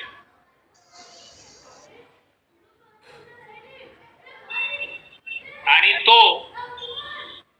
सर्वोच्च न्यायालयाचे जे सरन्यायाधीश आहेत चंद्रचूड त्यांच्या प्रमुख असलेल्या 9 सदस्यीय बेंचने तो निर्णय जरी दिला असला तरी आपल्या असं लक्षात येईल की त्याच्यामध्ये भूषण गवई नावाच्या एका, ज्यांचे वडील आंबेडकरी चळवळीमध्ये ज्यांचं एक योगदान होतं, अशा वडिलांच्या मुलाच्या खांद्यावर बंदूक ठेवून 1 ऑगस्ट 2024 ला हा निर्णय देण्यात आलेला आहे. आता प्रश्न असा आहे की 1 ऑगस्ट 2024 ला हा निर्णय देण्यात आलेला आहे, तर साधारणतः आपल्याला कल्पना आहे की 1 ऑगस्टला कॉम्रेड अण्णाभाऊ साठेंची जयंती असते. हा प्रश्न संबंध देशाचा आहे होता, किंबहुना हा प्रश्न सुप्रीम कोर्टामध्ये नेण्यामध्ये जी वेगवेगळी राज्य होती त्या राज्यांमध्ये महाराष्ट्राचा काही संबंध नाहीये, पण असं असताना 1 ऑगस्टला सुप्रीम कोर्टाने हा निर्णय दिला, जेव्हा लोक अण्णाभाऊ साठेंच्या जयंतीमध्ये मग्न होते, ढोलताशे वाजत होते, त्यावेळेला दुपारच्या वेळेला हा निर्णय आला. आणि हा निर्णय आल्यानंतर भाजपच्या संबंधित सगळ्या कार्यकर्त्यांनी पेढे वाटायला सुरुवात केली. याचा अर्थ समजून घ्या, आता खैरे सरांनी जे बाळासाहेब आंबेडकरांच्या परिषदेचा उल्लेख केला, त्या परिषदेमध्ये बाळासाहेब आंबेडकरांनी असं विचारलं होतं की तुम्ही तुमच्यापैकी मातंग समाजातले कोण कोण लोक मोहन भागवतला भेटायला गेले होते. या प्रश्नाच्या संदर्भामध्ये नागपूरला मोहन भागवत यांनी बैठक घेतली, ही पण वस्तुस्थिती आहे. थोडक्यात हा प्रश्न चिघळवण्यामध्ये किंवा उभा करण्यामध्ये RSS, भाजप ही जी सगळी मंडळी आहेत त्यांचा पुढाकार राहिलेला आहे. इथपर्यंत आपण हे सगळं लक्षात घेऊया. परंतु जर असं असेल, अशी वस्तुस्थिती असेल, तर तो प्रश्न हाताळायचा कसा, त्याच्यातून मार्ग कसा काढायचा, आणि हे जे 2 शोषित समूह आहेत त्या 2 शोषित समूहाला एकत्र कसं आणायचं, त्याची रणनीती काय ठेवायची, त्याच्यामध्ये संवाद कशा पद्धतीने करायचा, कुणी करायचा, याच्या संदर्भामध्ये मला असं वाटतं की दोन्ही बाजूंकडं ठणठणपाळ आहे. आंबेडकरी चळवळीमध्ये बाळासाहेब आंबेडकर जर सोडले तरी त्यांच्या काही भूमिकांशी आमचे मतभेद असले तरी एक बाळासाहेब आंबेडकर जर सोडले तर अशा प्रकारचा जो प्रश्न आहे त्याची एक विधायक हाताळणी करण्याची आंबेडकरी चळवळीतल्या कुठल्याही नेत्यामध्ये कुवत नाही. ही वस्तुस्थिती आहे. आणि म्हणून आपल्याला असं दिसतं की क्रिया प्रतिक्रिया मोठ्या प्रमाणामध्ये आहे. हे सांगतात की राखीव जागा सगळ्या तुम्ही पळवल्या, तर दुसऱ्या बाजूने उत्तर असं येतं की तुम्ही राखीव जागांसाठी कुठं लढलाय, तुम्ही कुठं बाबासाहेबांच्या चळवळीमध्ये होता आणि तुम्हाला सगळं आयतं मिळालं. तर हे सगळं जे आहे क्रिया प्रतिक्रियांच्या पलीकडे जाऊन बाबासाहेबांना अभिप्रेत असलेलं शासनकर्ती जमात बना, याचं सेनापती कुणी व्हायचं, हा महत्वाचा प्रश्न आहे. माझ्या माहितीप्रमाणे आतापर्यंत आंबेडकरी समूहातले नवबौद्ध जे आहेत ते आतापर्यंत सेनापती होण्याच्या मूडमध्ये होते. साधारणतः जसा उल्लेख केला पॅन्थरच्या ह्याच्यापर्यंत, अगदी आपण असं गृहीत धरू की बाळासाहेब आंबेडकरांची जी चळवळ आहे त्या चळवळीपर्यंत सेनापती होण्याच्या मूडमध्ये होते. परंतु आज तशी अवस्था दिसत नाही. परिणाम काय झालाय? परिणाम असा झालाय की प्रश्न 59 जातींचा आहे, भारतात 2च जाती. यापैकी कुणीही असं बोलत नाही की उर्वरित ज्या जाती आहेत, दलित सामाजिक शैक्षणिक आर्थिक प्रश्नाच्या संदर्भामध्ये काय चर्चा झाली पाहिजे, त्यांच्या संदर्भामध्ये काय आहे. बाबासाहेबांच्या चळवळीमध्ये याच्यापैकी कुणी जाती होत्या का? बाबासाहेबांच्या चळवळीमध्ये या कोणत्या जातींचा विचार झालेला आहे का?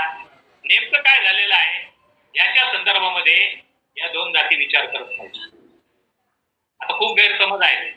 आरक्षण उपवर्गीकरणाच्या संदर्भामध्ये दोन्ही बाजूंचे खूप गैरसमज आहेत आणि या गैरसमजाच्या माध्यमातून सगळ्यात जास्त आनंद भारतीय जनता पक्ष आणि RSSच्या लोकांना झालेला आहे. कधी एकदा या दोन जाती मांडतील, एकमेकांचे डोके फोडतील आणि आपल्याला अपेक्षित असलेला एक गठ्ठा मतदान मिळेल, अशा प्रकारचं त्यांचं षडयंत्र आहे. आता होतंय काय, आपण आता जर गृहीत धरलं की नवबौद्ध आणि मातंग एकत्र आले, एकूण 15% सगळी संख्या आहे. संसदीय राजकारणामध्ये मराठा वोटिंग जे आहे त्यांची संख्या जी आहे साधारणतः आपण असं गृहीत धरू की 10-11% आहे. 10-11% जीवावर मराठा समाज जर महाराष्ट्राच्या राजकारणात या दोन जाती जर आंबेडकरी प्रेरणेने एकत्र आल्या तर महाराष्ट्रामध्ये उत्तर प्रदेश सारखा सत्ता बदल होऊ शकतो. आणखी काही जातींना एकत्र जोडून हे सगळ्यात जास्त ज्यांनी जाती व्यवस्थेचं नियंत्रण केलेलं आहे त्या मनुवाद्यांना माहिती आहे आणि म्हणून त्यांचा सातत्याने प्रयत्न हा राहिलेला आहे की जाती उतरंडीमध्ये ज्या ज्या मार्जिनल जाती आहेत, ज्या खालच्या जाती आहेत त्या मार्जिनल जातींना उठवायचं आणि ज्या जाती राजकीय दृष्ट्या सजग झालेल्या आहेत, जागृत झालेल्या आहेत, त्या जातींच्या विरोधामध्ये त्यांना उभं करायचं. उत्तर प्रदेशमध्ये त्यांनी जाटवांच्या विरोधामध्ये हा प्रयोग यशस्वी केलेला आहे. आणखी काही भागामध्ये बिहारमध्ये पण यशस्वी केलं. महाराष्ट्रामध्ये त्यांच्या डोक्यामध्ये या दोन जातींना आपापसामध्ये भिडवून त्यांना एकमेकांच्या विरोधामध्ये उभं करण्याचं त्यांचं कारस्थान आहे. परंतु हे कारस्थान त्यांना यशस्वी का करता आलं, याच्या मागे नेमकी काय कारण आहेत? मातंग समाज खरोखरच मागास आहे का? तो मागास असेल तर काय आहे आणि त्याची ऐतिहासिक कारण काय आहेत? याच्या संदर्भामध्ये मला असं वाटतं की चर्चा करणारे जे आहेत त्यांनी फारसं लक्ष दिलेलं नाही. अशा पद्धतीची चर्चा किंवा जे समाजशास्त्रीय अभ्यास झालेले आहेत त्या अभ्यास प्रकर्षाने पुढे आणण्यात आलेले नाही. मातंग आणि नवबौद्ध हे जे दोन समूह आहेत, दलित समूह जे एकेकाळी अस्पृश्य होते, त्या समूहांमध्ये आता जसं सुप्रीम कोर्टाने जो निकाल दिला आणि त्याच्यामध्ये त्यांनी असं म्हटलं की यांच्यामध्ये एक असं काहीच नाहीये, यांच्यामध्ये विषमता आहे, यांच्यामध्ये उतरंड आहे, त्यामुळे हे समूह एक नाहीये आता सुप्रीम कोर्टाने निकाल देताना म्हटलेला आहे. आता मुद्दा असा आहे की खरोखरच असं होतं का इतिहासामध्ये?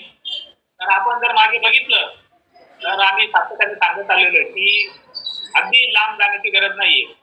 महात्मा फुलेंच्या काळामध्ये जर आपण मातंग समाजातल्या मुक्ता साळवे नावाच्या एका 11 वर्षाच्या मुलीने लिहिलेला निबंध, त्या निबंधाचं शीर्षक आहे मांग महाराच्या दुःखाविषयीचा निबंध.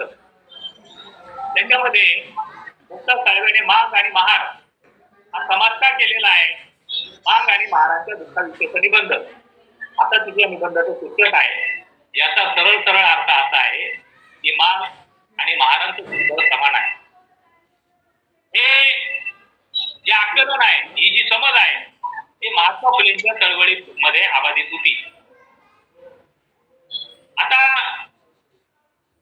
महात्मा ज्योतिराव फुले यांनी जी शाळा सुरू केली अस्पृश्यांची, त्या अस्पृश्यांच्या शाळेमध्ये महात्मा फुले असं सांगतात की मी जी शाळा सुरू केलेली आहे त्या शाळेमध्ये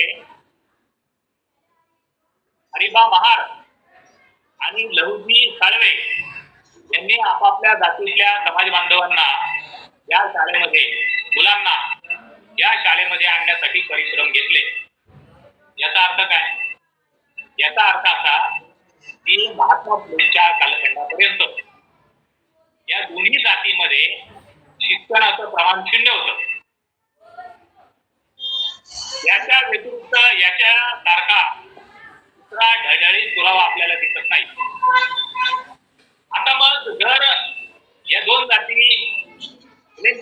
शहरामध्ये एका समान सामाजिक आर्थिक स्थितीमध्ये असतील, लाच उसरडीमध्ये ते गावकुसावर बाहेर होते, त्यांचे व्यवसाय हे अशुद्ध अपवित्र होते, त्यांच्याशी बेटी व्यवहार बंद करण्यात आलेला होता. मनुस्मृतीचा जो कायदा आहे त्या मनुस्मृतीच्या कायद्यानुसार त्यांना गावकुसा बाहेर लोटण्यात आलेलं होतं. हे या दोन्ही जातींच्या संदर्भामध्ये तरी त्यांना वेगवेगळे व्यवसाय वाटून देण्यात आले होते, तरी हे दोन्ही व्यवसाय हे अपवित्र होते, अशुद्ध होते धर्मशास्त्राच्या दृष्टीने, आणि त्यामुळं या दोन्ही जाती अस्पृश्य होत्या. अगदी साधं बाबासाहेबांनी महार वाचनाच्या संदर्भातली जर कामं बघितली तर ती कामं अत्यंत श्रमदायी होती. याच्या संदर्भातले पुरावे दिलेले आहेत. मातंगांची कामं तशा प्रकारची होती का याचा विचार मातंगांनी केला पाहिजे. एक साधी गोष्ट आहे की नवबौद्धांचं काम आणि मातंगांचं काम गावगाड्यामधलं याच्यामध्ये फरक होता. त्या फरकाचा काही परिणाम त्यांच्या सामाजिक स्थितीवर नंतरच्या काळातला झालेला आहे का, तर आपल्याला असं दिसतं की बाबासाहेब आंबेडकरांनी 1920 ला शहराकडे चला अशी जी ऐतिहासिक घोषणा केली, त्या ऐतिहासिक घोषणेचा परिणाम तत्कालीन महारांवर झाला. कारण का?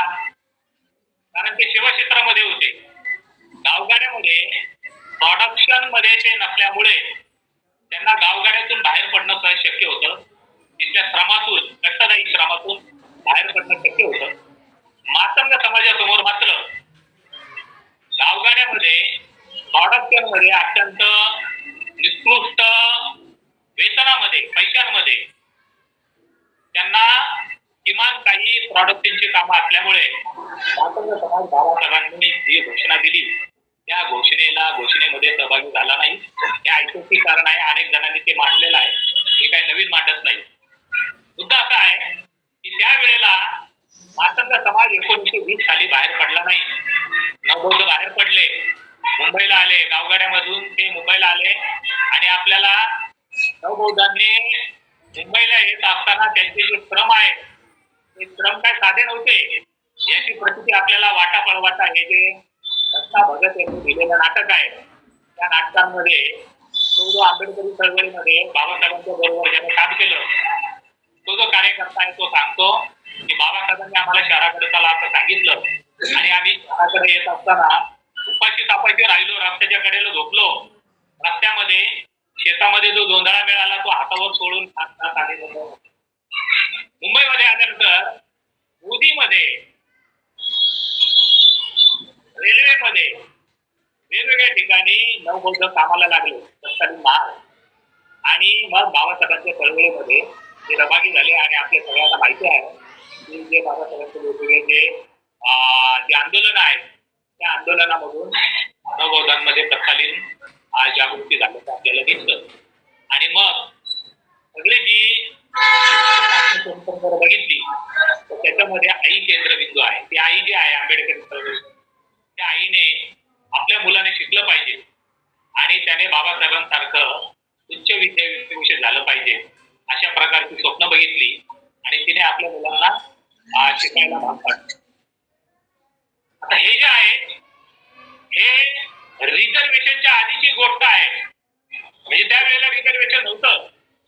त्या कालखंडामध्ये ती जी आई आहे त्या आईने आपल्या मुलांना शिकायला भाग पडलं, आणि ती एक पहिली पिढी बाबासाहेबांच्या बरोबर शिक्षित झाली. रिझर्वेशन आनंदाचा प्रश्न.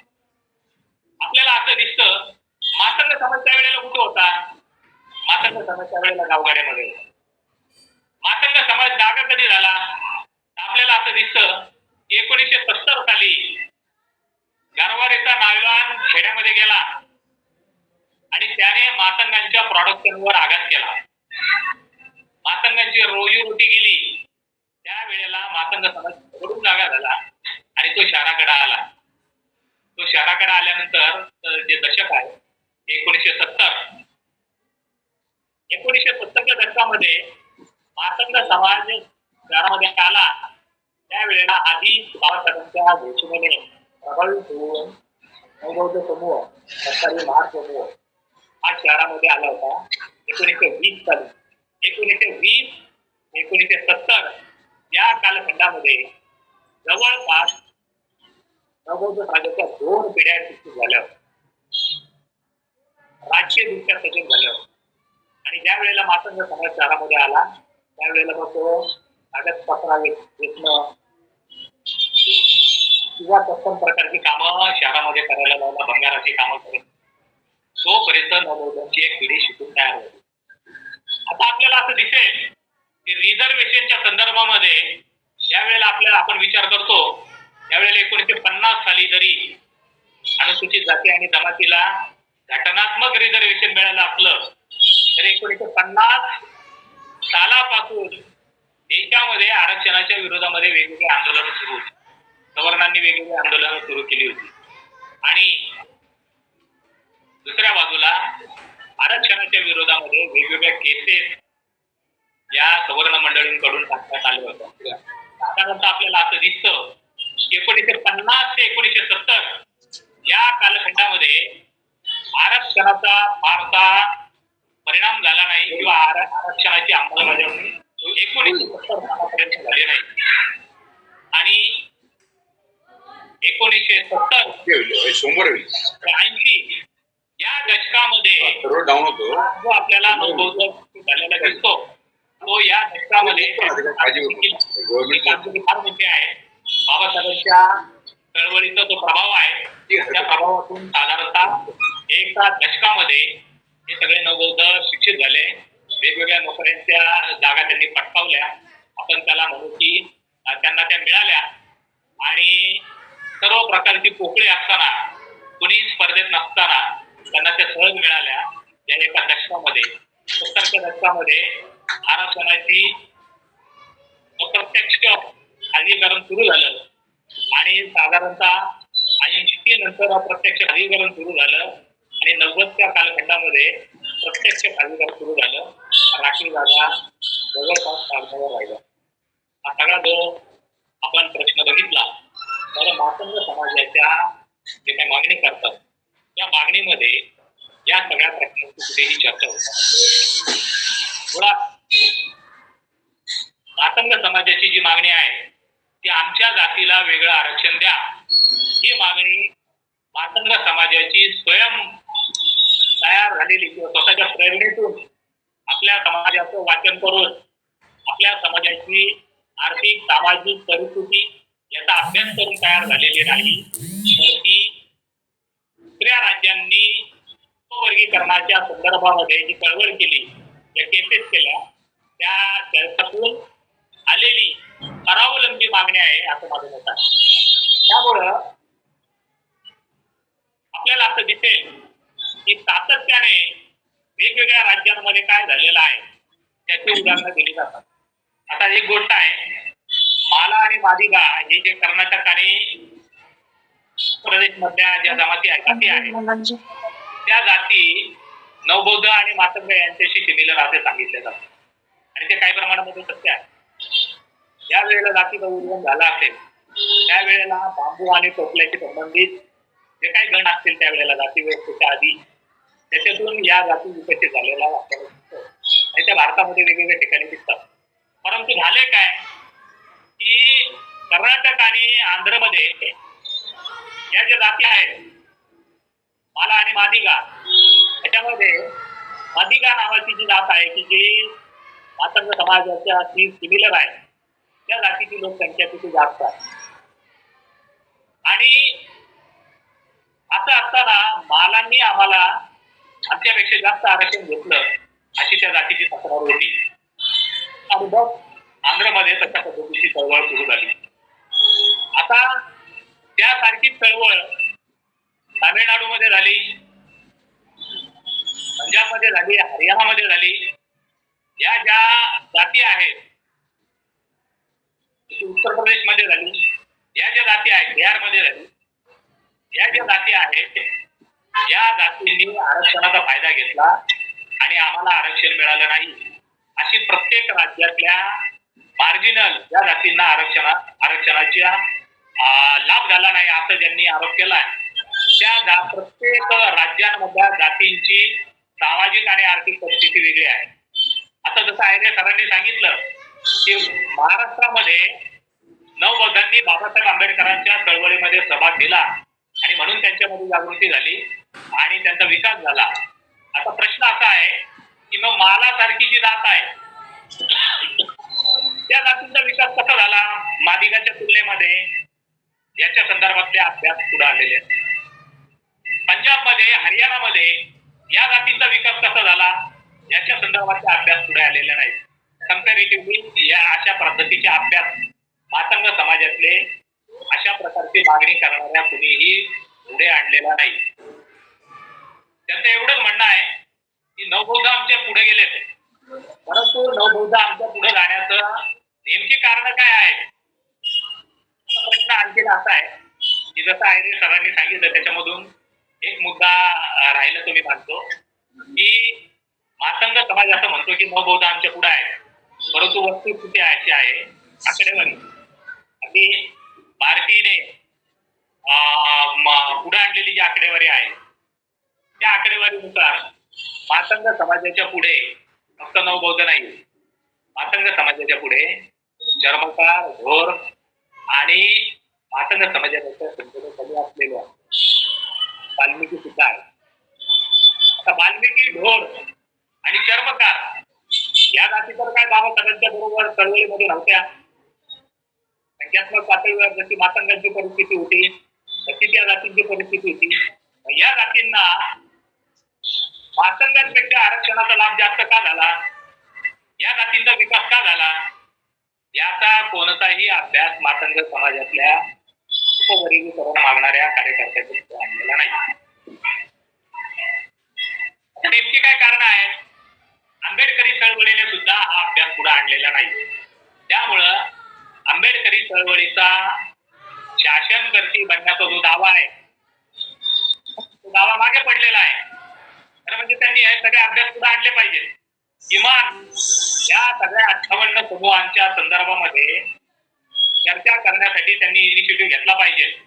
कारण हा आपला समूह आहे, हा बाबासाहेबांनी जो जमा केलेला, एकत्र केलेला हा सगळा समूह आहे. तो समूह, तो वारसा आपण पुढे नेण्याची जबाबदारी आंबेडकरी चळवळीतल्या नेत्यांची, कार्यकर्त्यांची आहे. त्यांनी तो वारसा पुढे नेला नाही. आणि दुसरी गोष्ट अशी की दादासाहेब गायकवाडांपर्यंत मला थोडस जरा तुम्ही हातवर करून सांगितलं अध्यक्षांनी, तर मग मी थांबतो. बाबासाहेब आंबेडकरांनी थोड्या वेळात आटपून घ्या म्हटलं, वेळ होतोय. हो, बाबासाहेब आंबेडकरांनी दादासाहेब गायकवाडांपर्यंत नवबौद्ध समूह जो होता त्याचे प्रश्न स्वतःशी संबंधित नव्हते. तो व्यापक प्रश्नांवर लढत होता. शेतकऱ्यांचे प्रश्न असतील, बाबासाहेबांनी शेतीच्या विरोधामध्ये शेतकऱ्यांचे प्रश्न असतील, दादासाहेब गायकवाडांनी उभे केले, किंवा ओबीसीचा प्रश्न असेल, दलित सरकारने पुढे आणलेला. जे नवबौद्धांचे प्रश्न नव्हते. हे जे प्रश्न आहे हे प्रश्न नवबौद्ध समूह का घेत होता, कारण त्याला सत्ताधारी बनण्याची जी बाबासाहेबांनी जे सांगितलं होतं ती प्रेरणा त्याच्या मागे होती. त्यांना समाज सत्तावाद आणायचा होता. बाबासाहेबांना अभिप्रेत असलेला राज्य समाजवाद, जमिनीचं राष्ट्रीयकरण, शेतीचं राष्ट्रीयकरण, उद्योगधंद्याचं राष्ट्रीयकरण, हे अजेंडे, हा कार्यक्रम त्यांचा होता. तुम्हाला असं दिसेल की नवबौद्धांना आरक्षणामधून बाहेर काढण्याचं जे कारस्थान आहे ते दादासाहेब गायकवाडांची जी चळवळ होती, ती चळवळ जमिनीची जी चळवळ आहे, जमीन मिळवण्याची जी आंदोलन आहे ते भौतिक आंदोलन होते, भौतिक प्रश्नांवरचं आंदोलन होते. ते आंदोलन केवळ महाराष्ट्रापूर्वी सीमित नव्हतं, तर ते आंदोलन संबंध देशव्यापी होते. आणि त्या देशव्यापी आंदोलनाची दखल तत्कालीन सत्ताधाऱ्यांनी इतकी घेतली की 1968 साली त्यांनी लोकूर आयोग नेमला. या आयोगाचं काम काय होतं, ज्यांना आरक्षणाचा लाभ झालेला आहे त्यांना आरक्षणातून बाहेर काढायचं, याच्यासाठी लोकूर आयोग तयार केला होता 1965 साली. म्हणजे आरक्षण मिळून 15 वर्ष झाले होते या 15 वर्षामध्ये इथल्या सत्ताधारी जात वर्गाने दादासाहेब गायकवाडांच्या आंदोलनाला घाबरून लोकवर आयोग नेमला आणि नवबौद्धांना आरक्षणाच्या बाहेर काढण्याचं कारस्थान त्यांनी रचलं. या आरक्षणाचा खऱ्या अर्थाने अंमलबजावणी 70 सालापासून सुरू झाली. त्या आरक्षणातून बाहेर काढण्याचं षडयंत्र नवबौद्धांना 1965 साली तिथल्या सत्ताधारी जात वर्गाने सुरू केलं होतं.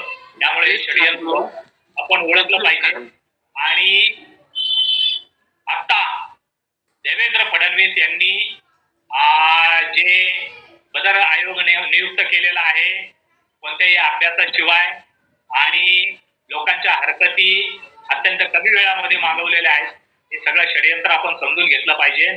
आणि केवळ नवबौद्ध आणि मातंग नव्हे तर सगळ्या 59 जाती ज्या आहेत या सगळ्या 59 जातींना एकत्र आणण्यासाठी जे सजग आहेत फुले आंबेडकरी चळवळीतले कार्यकर्ते, ज्यांना असं वाटतं की दलितांचे प्रश्न प्रकर्षाने उभे केले पाहिजेत, त्यांनी एक राज्यव्यापी पातळीवर प्लॅटफॉर्म आखला पाहिजे, उभा केला पाहिजे.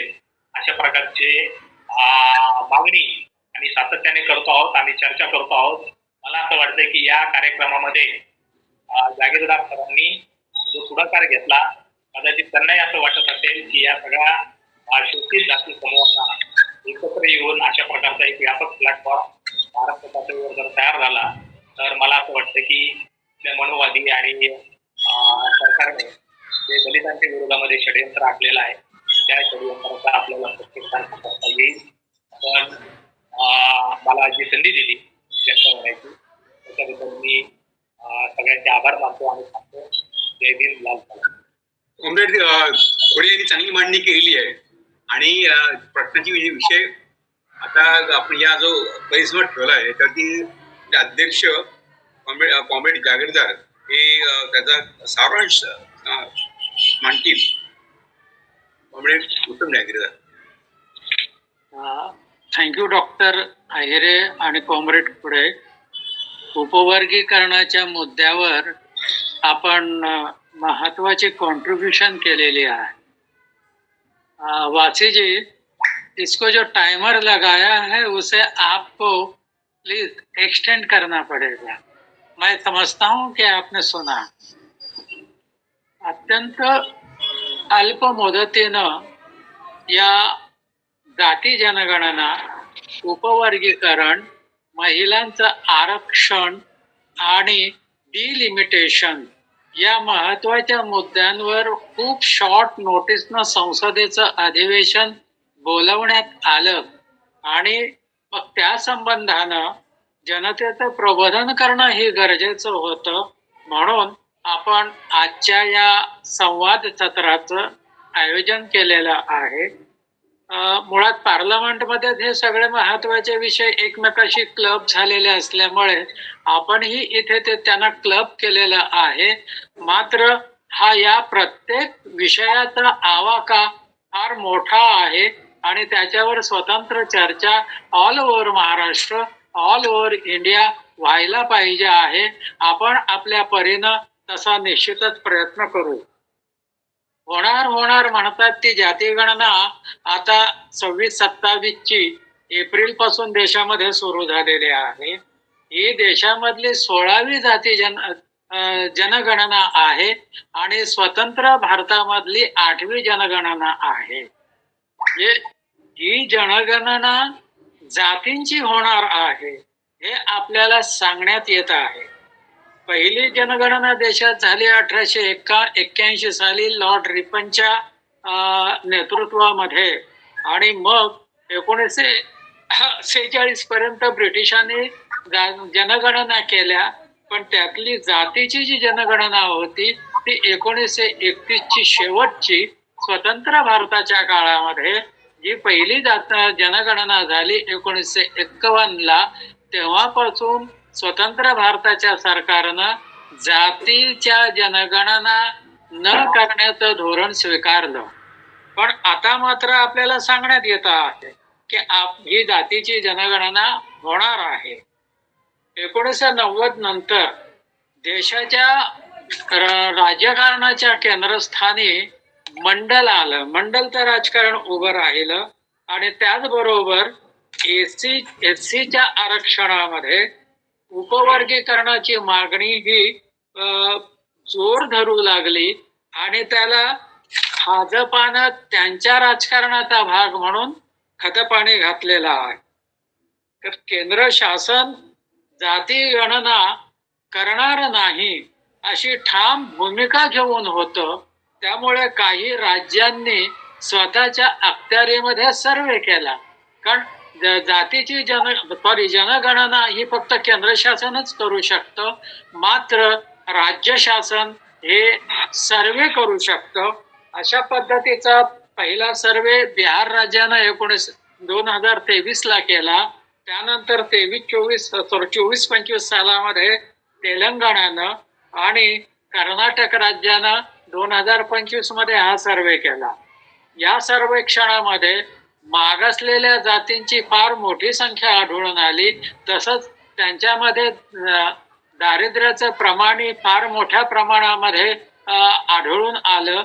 आणि हे स्वतंत्र राज्यांचे हे जे सर्वे जे आहेत ते आणि मंडल आयोगाचं राजकारण याच्यामधून विरोधकांनी जाती जनगणनेची मागणी ही लावून धरली. विशेषतः राहुल गांधींनी याच्याविषयी खूप मोठ्या प्रमाणामध्ये आवाज उठवलेला आहे. तर आत्ता आपल्याला कालच आपल्या गृहमंत्र्यांनी पार्लमेंटमध्ये सांगितलं की ही जातीची जनगणना आम्ही करणार आहोत आणि ही डिजिटल पद्धतीनं होणारी पहिली जनगणना आहे. मात्र या जाती जनगणनेमध्ये 33 प्रश्न विचारले जाणार आहेत असं आपल्याला सांगण्यात येत आहे. पण त्याचा जो फॉर्म आहे जनगणनेचा, जो नेटवर उपलब्ध आहे, ज्याच्यामध्ये 33 प्रश्न दिलेले आहेत, तो जाती जनगणना 2021चा फॉर्म आहे. हे कदाचित तोच वापरला जाणार आहे का हे आज या घटकेला आपल्याला माहित नाही. महाराष्ट्रामध्ये 1 मे पासून जनगणना सुरू होईल आणि जेव्हा हे गणक आपल्या दारात उभे राहतील त्यावेळेला आपल्याला कळेल की या जनगणनेचं नेमकं स्वरूप काय आहे. तर या जुन्या फॉर्म मध्ये क्रमांक 13ला एक प्रश्न येतो. हा प्रश्न तुमची जात काय आहे विचारतो. तर त्याच्यामध्ये कॉलम आहेत: अनुसूचित जाती, अनुसूचित जमाती आणि अन्य. खाली जो तुम्हाला तपशील भरायचा आहे त्याला बॉक्स दिलेले आहेत. या बॉक्स मध्ये येस किंवा नो म्हणावे इतकीही जागा नाही, म्हणजे बहुधा तिथे टिक मार्क केला जाणार आहे. काल आपल्या गृहमंत्र्यांनी सांगितलं की जातीची जनगणना होणार आहे, मग ती 2 टप्प्यात होणार आहे असं त्यांनी सांगितलं. पहिल्या टप्प्यामध्ये घरांची जनगणना होणार आहे आणि दुसऱ्या टप्प्यामध्ये जातींची जनगणना होणार आहे. मग पहिल्या टप्प्यामध्ये 33 जे प्रश्न विचारले आहेत घराच्या संबंधामध्ये, त्याच्यामध्ये 13वा प्रश्न आहे, त्याच्यामध्ये जाती आहेत. मग तिथे टिकमार्क होईल अनुसूचित जाती किंवा अनुसूचित जमाती किंवा अन्य. मग ओबीसी कुठे आले, त्यांना कसं तुम्ही नोंदवणार आहात. जे नॉमॅटिक्स आहेत त्यांची कशी गणना होणार आहे. याच्याशिवाय या घराची गणना होताना एससी आणि एसटी यांच्या उपजातींचीही गणना होणार नाही आहे पहिल्या टप्प्यात. दुसऱ्या टप्प्यामध्ये काय तो परफॉर्मा आहे तो आपल्याला माहित नाही. त्यामुळे आज आपण साशंक आहोत. ओबीसींची स्वतंत्र नोंद होईल का हे आपल्याला आज या घटकेला माहिती नाही. याच फॉर्म मध्ये 13व्या प्रश्नासाठी टीप देण्यात आलेली आहे. त्या टीप मध्ये असं म्हटलेलं आहे की अनुसूचित जाती या फक्त हिंदू, शीख आणि बौद्ध या धर्मातच असतील आणि एसटी हे कोणत्याही धर्मामध्ये असू शकतील. आर्टिकल 25 आणि 26 मध्ये घटनेच्या आणि सर्वोच्च न्यायालयाच्या अनेक निर्णयामध्ये आदिवासींचा धर्म निसर्ग पूजक, प्राणी पूजक म्हणून मानण्यात आलेला आहे आणि त्यांना त्यांच्या उपासनेचे, श्रद्धेचं हे स्वातंत्र्य देण्यात आलेलं आहे. आणि आर्टिकल 29 आणि 30 मध्ये त्यांच्या वेगळ्या संस्कृती, भाषा, रिवाजांचं स्वतंत्र अस्तित्व मान्य करण्यात आलेलं आहे. मग जर एखाद्या आदिवासीनं म्हटलं की मी मुस्लिम आहे किंवा मी ख्रिश्चन आहे, तर मग त्याची चौकशी करण्यात येईल का, हे आज आपल्याला स्पष्ट नाही. हा सापळा असू शकतो का याच्याविषयी स्पष्टता व्हायला पाहिजे आहे. आणि हेच लॉजिक अनुसूचित जातींबाबत मात्र लावलेलं नाही. तुम्हाला अनुसूचित जातीचं असण्यासाठी हिंदू, शीख किंवा बौद्ध असण्याची गरज आहे. मग घटनेनं दिलेलं जर तुमचे उपासनेचं स्वातंत्र्य आहे, विचाराचं स्वातंत्र्य आहे, जे मूलभूत स्वातंत्र्याचा भाग आहे ते बाधित होत आहे. या विचार जनगणनेमध्ये केलेला नाही असं दिसतं आहे. आता जनगणने आधारे संसाधनांचं वाटप व्हायला पाहिजे, राजकीय सत्तेचं वितरण व्हायला पाहिजे, हा आंबेडकरी आणि फुले विचारसरणीचा गाभा आहे. आपण या दृष्टीनं तिकडे पाहतो आहोत. त्याच्यामुळे जर ही जाती जनगणना जर खरोखर होत नसेल आपल्याला अभिप्रेत असल्यानुसार आणि अभिवचन दिल्याप्रमाणे, तर मग ती कदाचित जनतेची होऊ शकते. पण ज्या वेळेला ही जातीगणना पूर्ण होईल आणि तिचे निकाल सार्वत्रिक करण्यात येतील, 2011चे निकाल सार्वत्रिक केलेले नाही, पण आपण असं होपफुली मानूया की या जनगणनेचे निकाल सार्वत्रिक केले तर मात्र या देशातलं राजकारण, त्याचा चेहरा मोहरा आमूलाग्र बदलेल हे असं दिसतं आहे. आणि मग या प्रस्थापित राजकीय आघाड्या त्यांचं विघटन होऊन नवीन प्रकारच्या आघाड्या कदाचित अस्तित्वात येतील, नवीन कोॲलिशन्स निर्माण होतील आणि केंद्रीय राजकारणामध्ये प्रादेशिक पक्षांचं प्राबल्य किंवा महत्व वाढेल असं दिसतंय. कारण प्रत्येक राज्यामध्ये जातीची जनगणना झाली की एक ओबीसी मधला मोठा घटक हा राजकीय पक्षात परावर्तित होईल, शेड्यूल्ड कास्ट मधला मोठा घटक, एसटी मधला मोठा घटक या वेगळ्या राजकीय प्रादेशिक पक्षामध्ये परावर्तित होईल किंवा सामील होईल. आणि 50% जी आरक्षणावरची जी मर्यादा आहे ती उठवण्याची देखील मागणी जोर धरेल. त्यामुळे या पार्श्वभूमीवर हिंदुत्ववादी संघटना, आंबेडकरवादी संघटना यांची भूमिका काय राहील हे महत्वाचं ठरतं आहे. या जातीय जनगणनेचे परिणाम सार्वत्रिक झाल्यानंतर भाजपा हिंदुत्वाची भूमिका सोडेल असं तर मुळात होणार नाही, पण त्यांची कोॲलिशन्स बदलू शकतील. म्हणजे हिंदुत्वाच्या भूमिकेसह उच्च जातीय उच्चभ्रूंचे गट प्लस राज्यामधील मेजर ओबीसी जाती या प्रादेशिक असतील, तसंच राज्यामधल्या मेजर आदिवासी आणि अनुसूचित जातींमध्ये गट असं कोॲलिशन होऊ शकतं. किंवा हिंदुत्व, उच्च जाती आणि राज्यातील मायक्रो लेवलच्या 3-4 मोठ्या जाती, अनुसूचित जमाती सिलेक्ट करून भाजपा त्यांच्याबरोबर त्यांचं कोॲलिशन करेल ही शक्यता अधिक वाटते आहे. याशिवाय ज्या मेजर ओबीसी जाती आहेत प्रत्येक राज्यामध्ये, त्यांच्यामध्ये आपापसामध्ये आणि ओबीसीमध्ये संघर्ष वाढण्याची शक्यता अधिक आहे.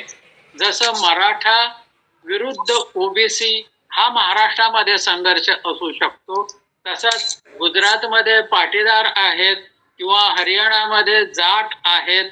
तर हे असे वेगवेगळे कोॲलिशन संघर्षामध्ये एकमेकाच्या समोर उभे राहण्याची शक्यता आहे. या जातीगणांचे परिणाम असे होतील की मराठा समाज आरक्षणासाठी जातीगणनेला शस्त्र म्हणून वापरेल, तर ओबीसी स्वतःच्या हक्कांचं संरक्षण करण्यासाठी जातीगणनेला ढाल पण वापरेल. तर हे असू शकतं.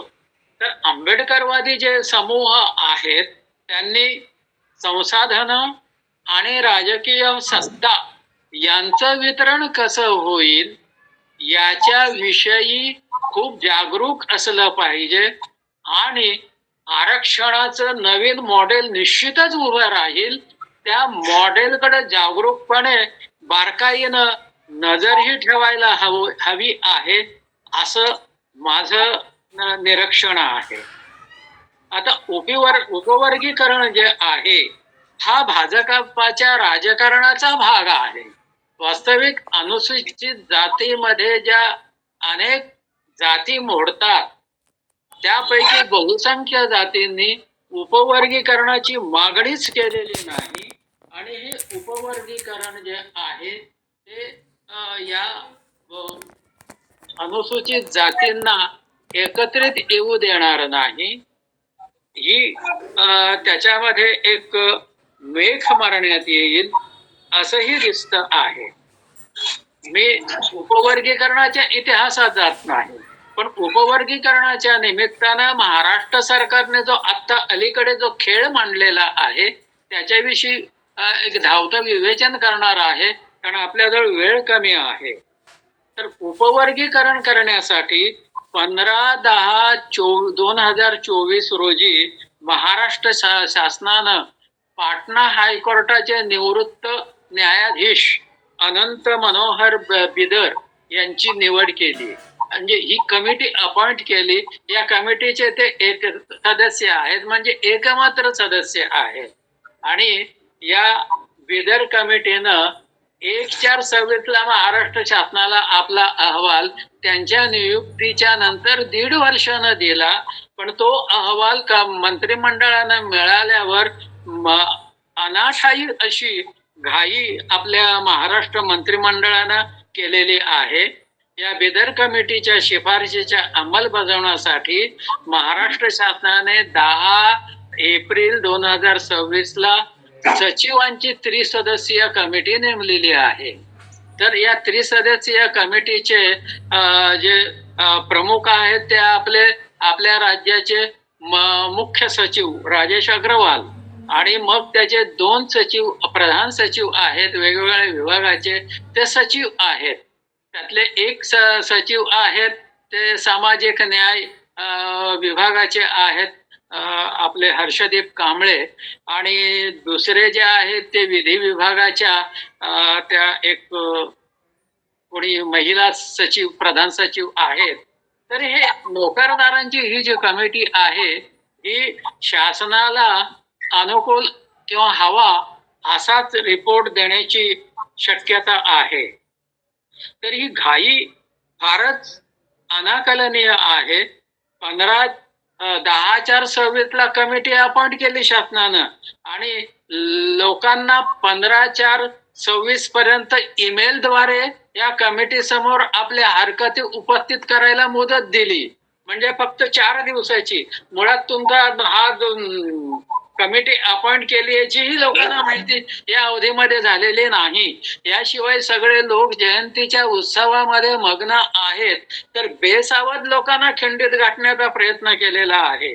जे 15/4 पर्यंत लोकांनी हरकती उपस्थित करायच्या ईमेलद्वारे, आणि या कमिटीने लोकांना सुनावणी द्यायची ती 17/4 आणि 18/4 या 2 दिवशी, आणि कुठं द्यायची सुनावणी, वेळ काय हेही जाहीर करण्यात आलेलं नाही.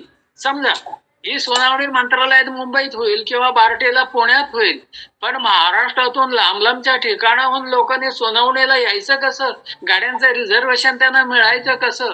शासनाला या गोष्टीचा विचार करण्याची गरज नाही, पण लोकांनी याच्यातून ओळखून घ्यायला पाहिजे आहे की हे लोकांना खिंडीत गाठण्याचा हा उपद्व्याप आहे.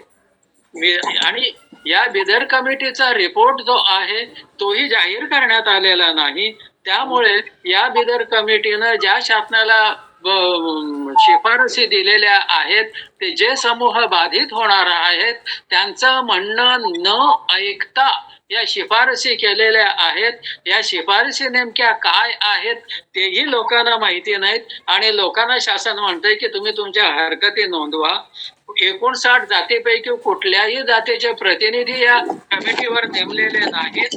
तेव्हा ही बेकायदेशीर कमिटी आहे. लोकांचं म्हणणं न ऐकता तिनं शिफारसी केलेल्या आहेत. त्यामुळे या कमिटीनं नॅचरल जस्टिसचं प्रिन्सिपल पाळलेलं नाही. त्यामुळे या कमिटीचं सगळं कामकाज हे बेकायदेशीर आहे. त्यामुळे हा जो अहवाल आहे हा रद्द करावा अशी आपली शासनाकडे मागणी आहे.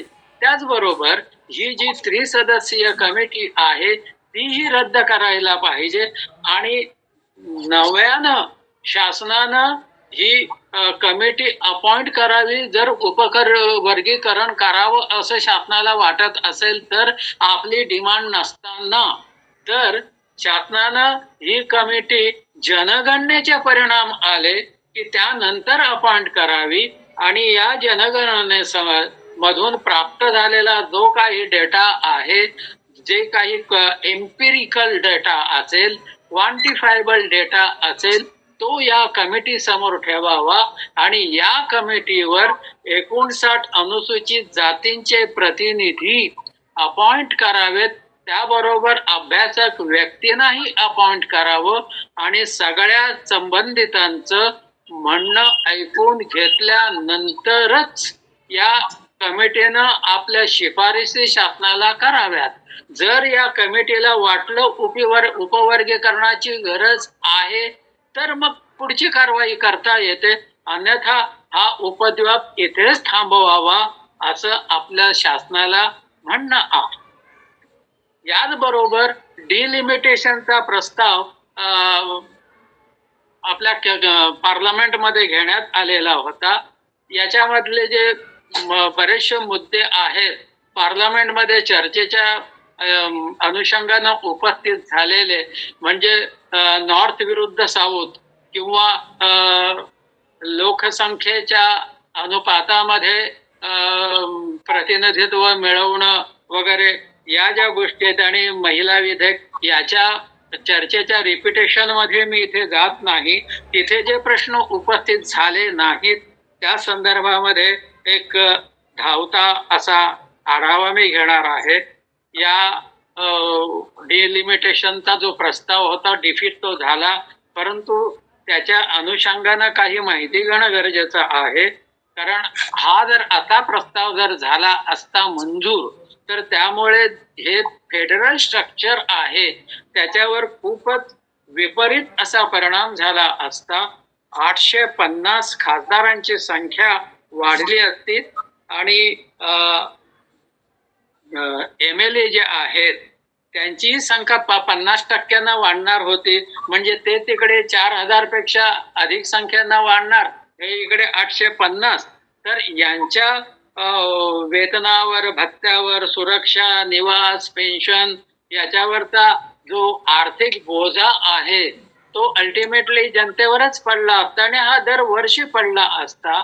तर आता सध्याच्या अंदाजानुसार एका खासदारावर 4.29 लाख 4.29 लाखाचा पर MP खर्च असतो. याच्याशिवाय त्याला विकास निधी 5 कोटीचा देण्यात येतो. तर 5 वर्षामध्ये 40 ते 50 हजार कोटीचा बोजा या सर्वसाधारण जनतेच्या डोक्यावर येऊ शकला असता आणि याच्यासाठी वाढीव करवाढीलाही लोकांना सामोरं जावं लागलं असतं.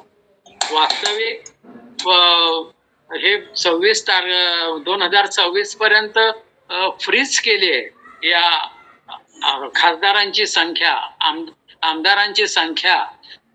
परंतु ही संख्या वाढ करण्याच्या ऐवजी जर संसदेची क्वालिटी वाढवण्याचा विचार झाला असता तर ते आपल्या जनतेच्या दृष्टीनं अधिक हितावह घडलं असतं.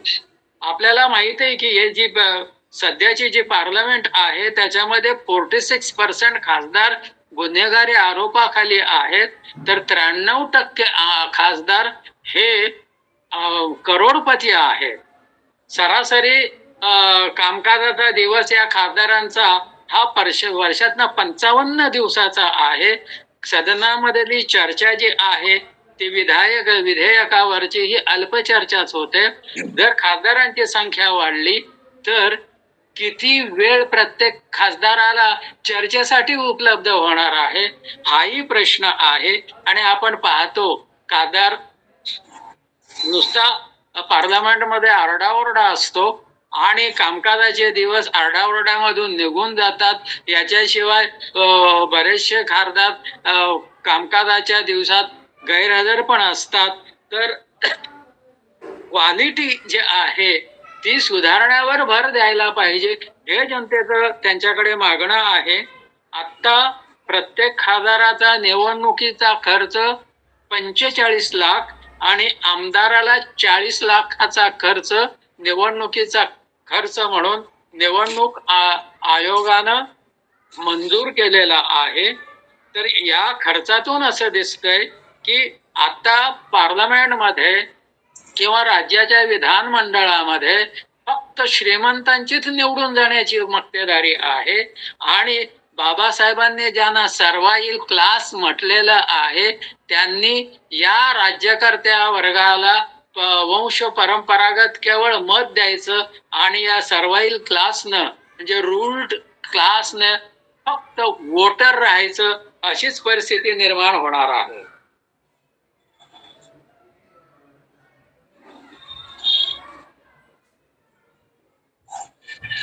कॉन्स्टिट्यूशन मध्ये मंत्रिमंडळाच्या संख्येवर मर्यादा घातलेली आहे. आमदारांच्या टोटल संख्येच्या 15%च फक्त मंत्रिमंडळामध्ये मंत्री राहू शकतात. म्हणजे आता त्यामुळे मंत्रिमंडळाची संख्या वाढेल. खासदारांची संख्या वाढल्यामुळे आयाराम गायारांची सोय करता येईल. पार्टीमध्ये रुसलेल्या खासदारांची समजूत काढता येईल, त्यांचीही सोय करता येईल आणि इतरांचे पक्षही फोडता येतील. हा याच्यामधला एक वाईट असा आस्पेक्ट या लोकसंख्या पार्लमेंटच्या संख्या वाढीशी आहे. आता हे जे बिल आहे त्याचा प्रस्ताव पार्लमेंट लोकसभेमधले जे खासदार आहेत त्यांच्या वाढीच्या संदर्भात आहे. राज्यसभेच्या खासदारांची संख्या वाढवायची नाही. त्याच्यामुळे राज्यसभा आता पूर्णतः निरर्थक ठरलेली आहे. कारण राज्यसभेनं जर एखादं बिल अडवलं तर मग लोकसभेची आणि राज्यसभेची संयुक्त बैठक होते. आता राज्यसभेच्या पेक्षा आता जवळजवळ तिपटीनं लोकसभेची संख्या वाढलेली असल्यामुळे प्रत्येक बिल राज्यकर्त्या पक्षाला पास करून घेणं हे सहज सुलभ झालेलं आहे. याशिवाय राष्ट्रपती, उपराष्ट्रपती, पुन्हा लोकसभेचे सभापती आणि राज्यसभेवर निवडून द्यायचे सदस्य हा राज्यकर्त्या पक्षाला मक्तेदारीचा अधिकार मिळाल्यासारखं झालं असतं आणि राज्यकर्ता पक्ष हा हयात सत्तेत राहू शकला असता. आणि उत्तर दक्षिण हा सत्ता समतोल जो आहे तो पार धुळीला मिळाला असता. तेव्हा गरिबांच्या हितासाठी लोकप्रतिनिधींची संख्या गोठवलेली राहणं खूपच उचित आहे. आणि अशा पद्धतीचं कुठलंही बिल संमत न केल्याबद्दल आपण विपक्षाला देऊ तेवढे धन्यवाद कमी आहेत. मी वेळेअभावी थांबतो आहे, पण इथे सखोल चर्चा या संदर्भात करण्याची गरज आहे असं मला वाटतं आहे. मी आपल्या सगळ्यांना बाबासाहेबांच्या जयंतीच्या निमित्तानं आणि येत्या 1 मेच्या महाराष्ट्र दिनाच्या आणि कामगार दिनाच्या शुभेच्छा देतो आणि थांबतो. जय भीम, लाल सलाम.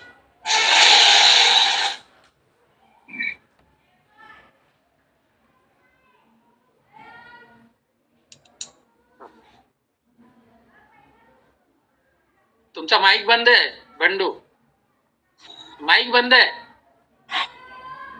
वासे जी उनका माइक शुरू कीजिए. हाँ. Okay okay.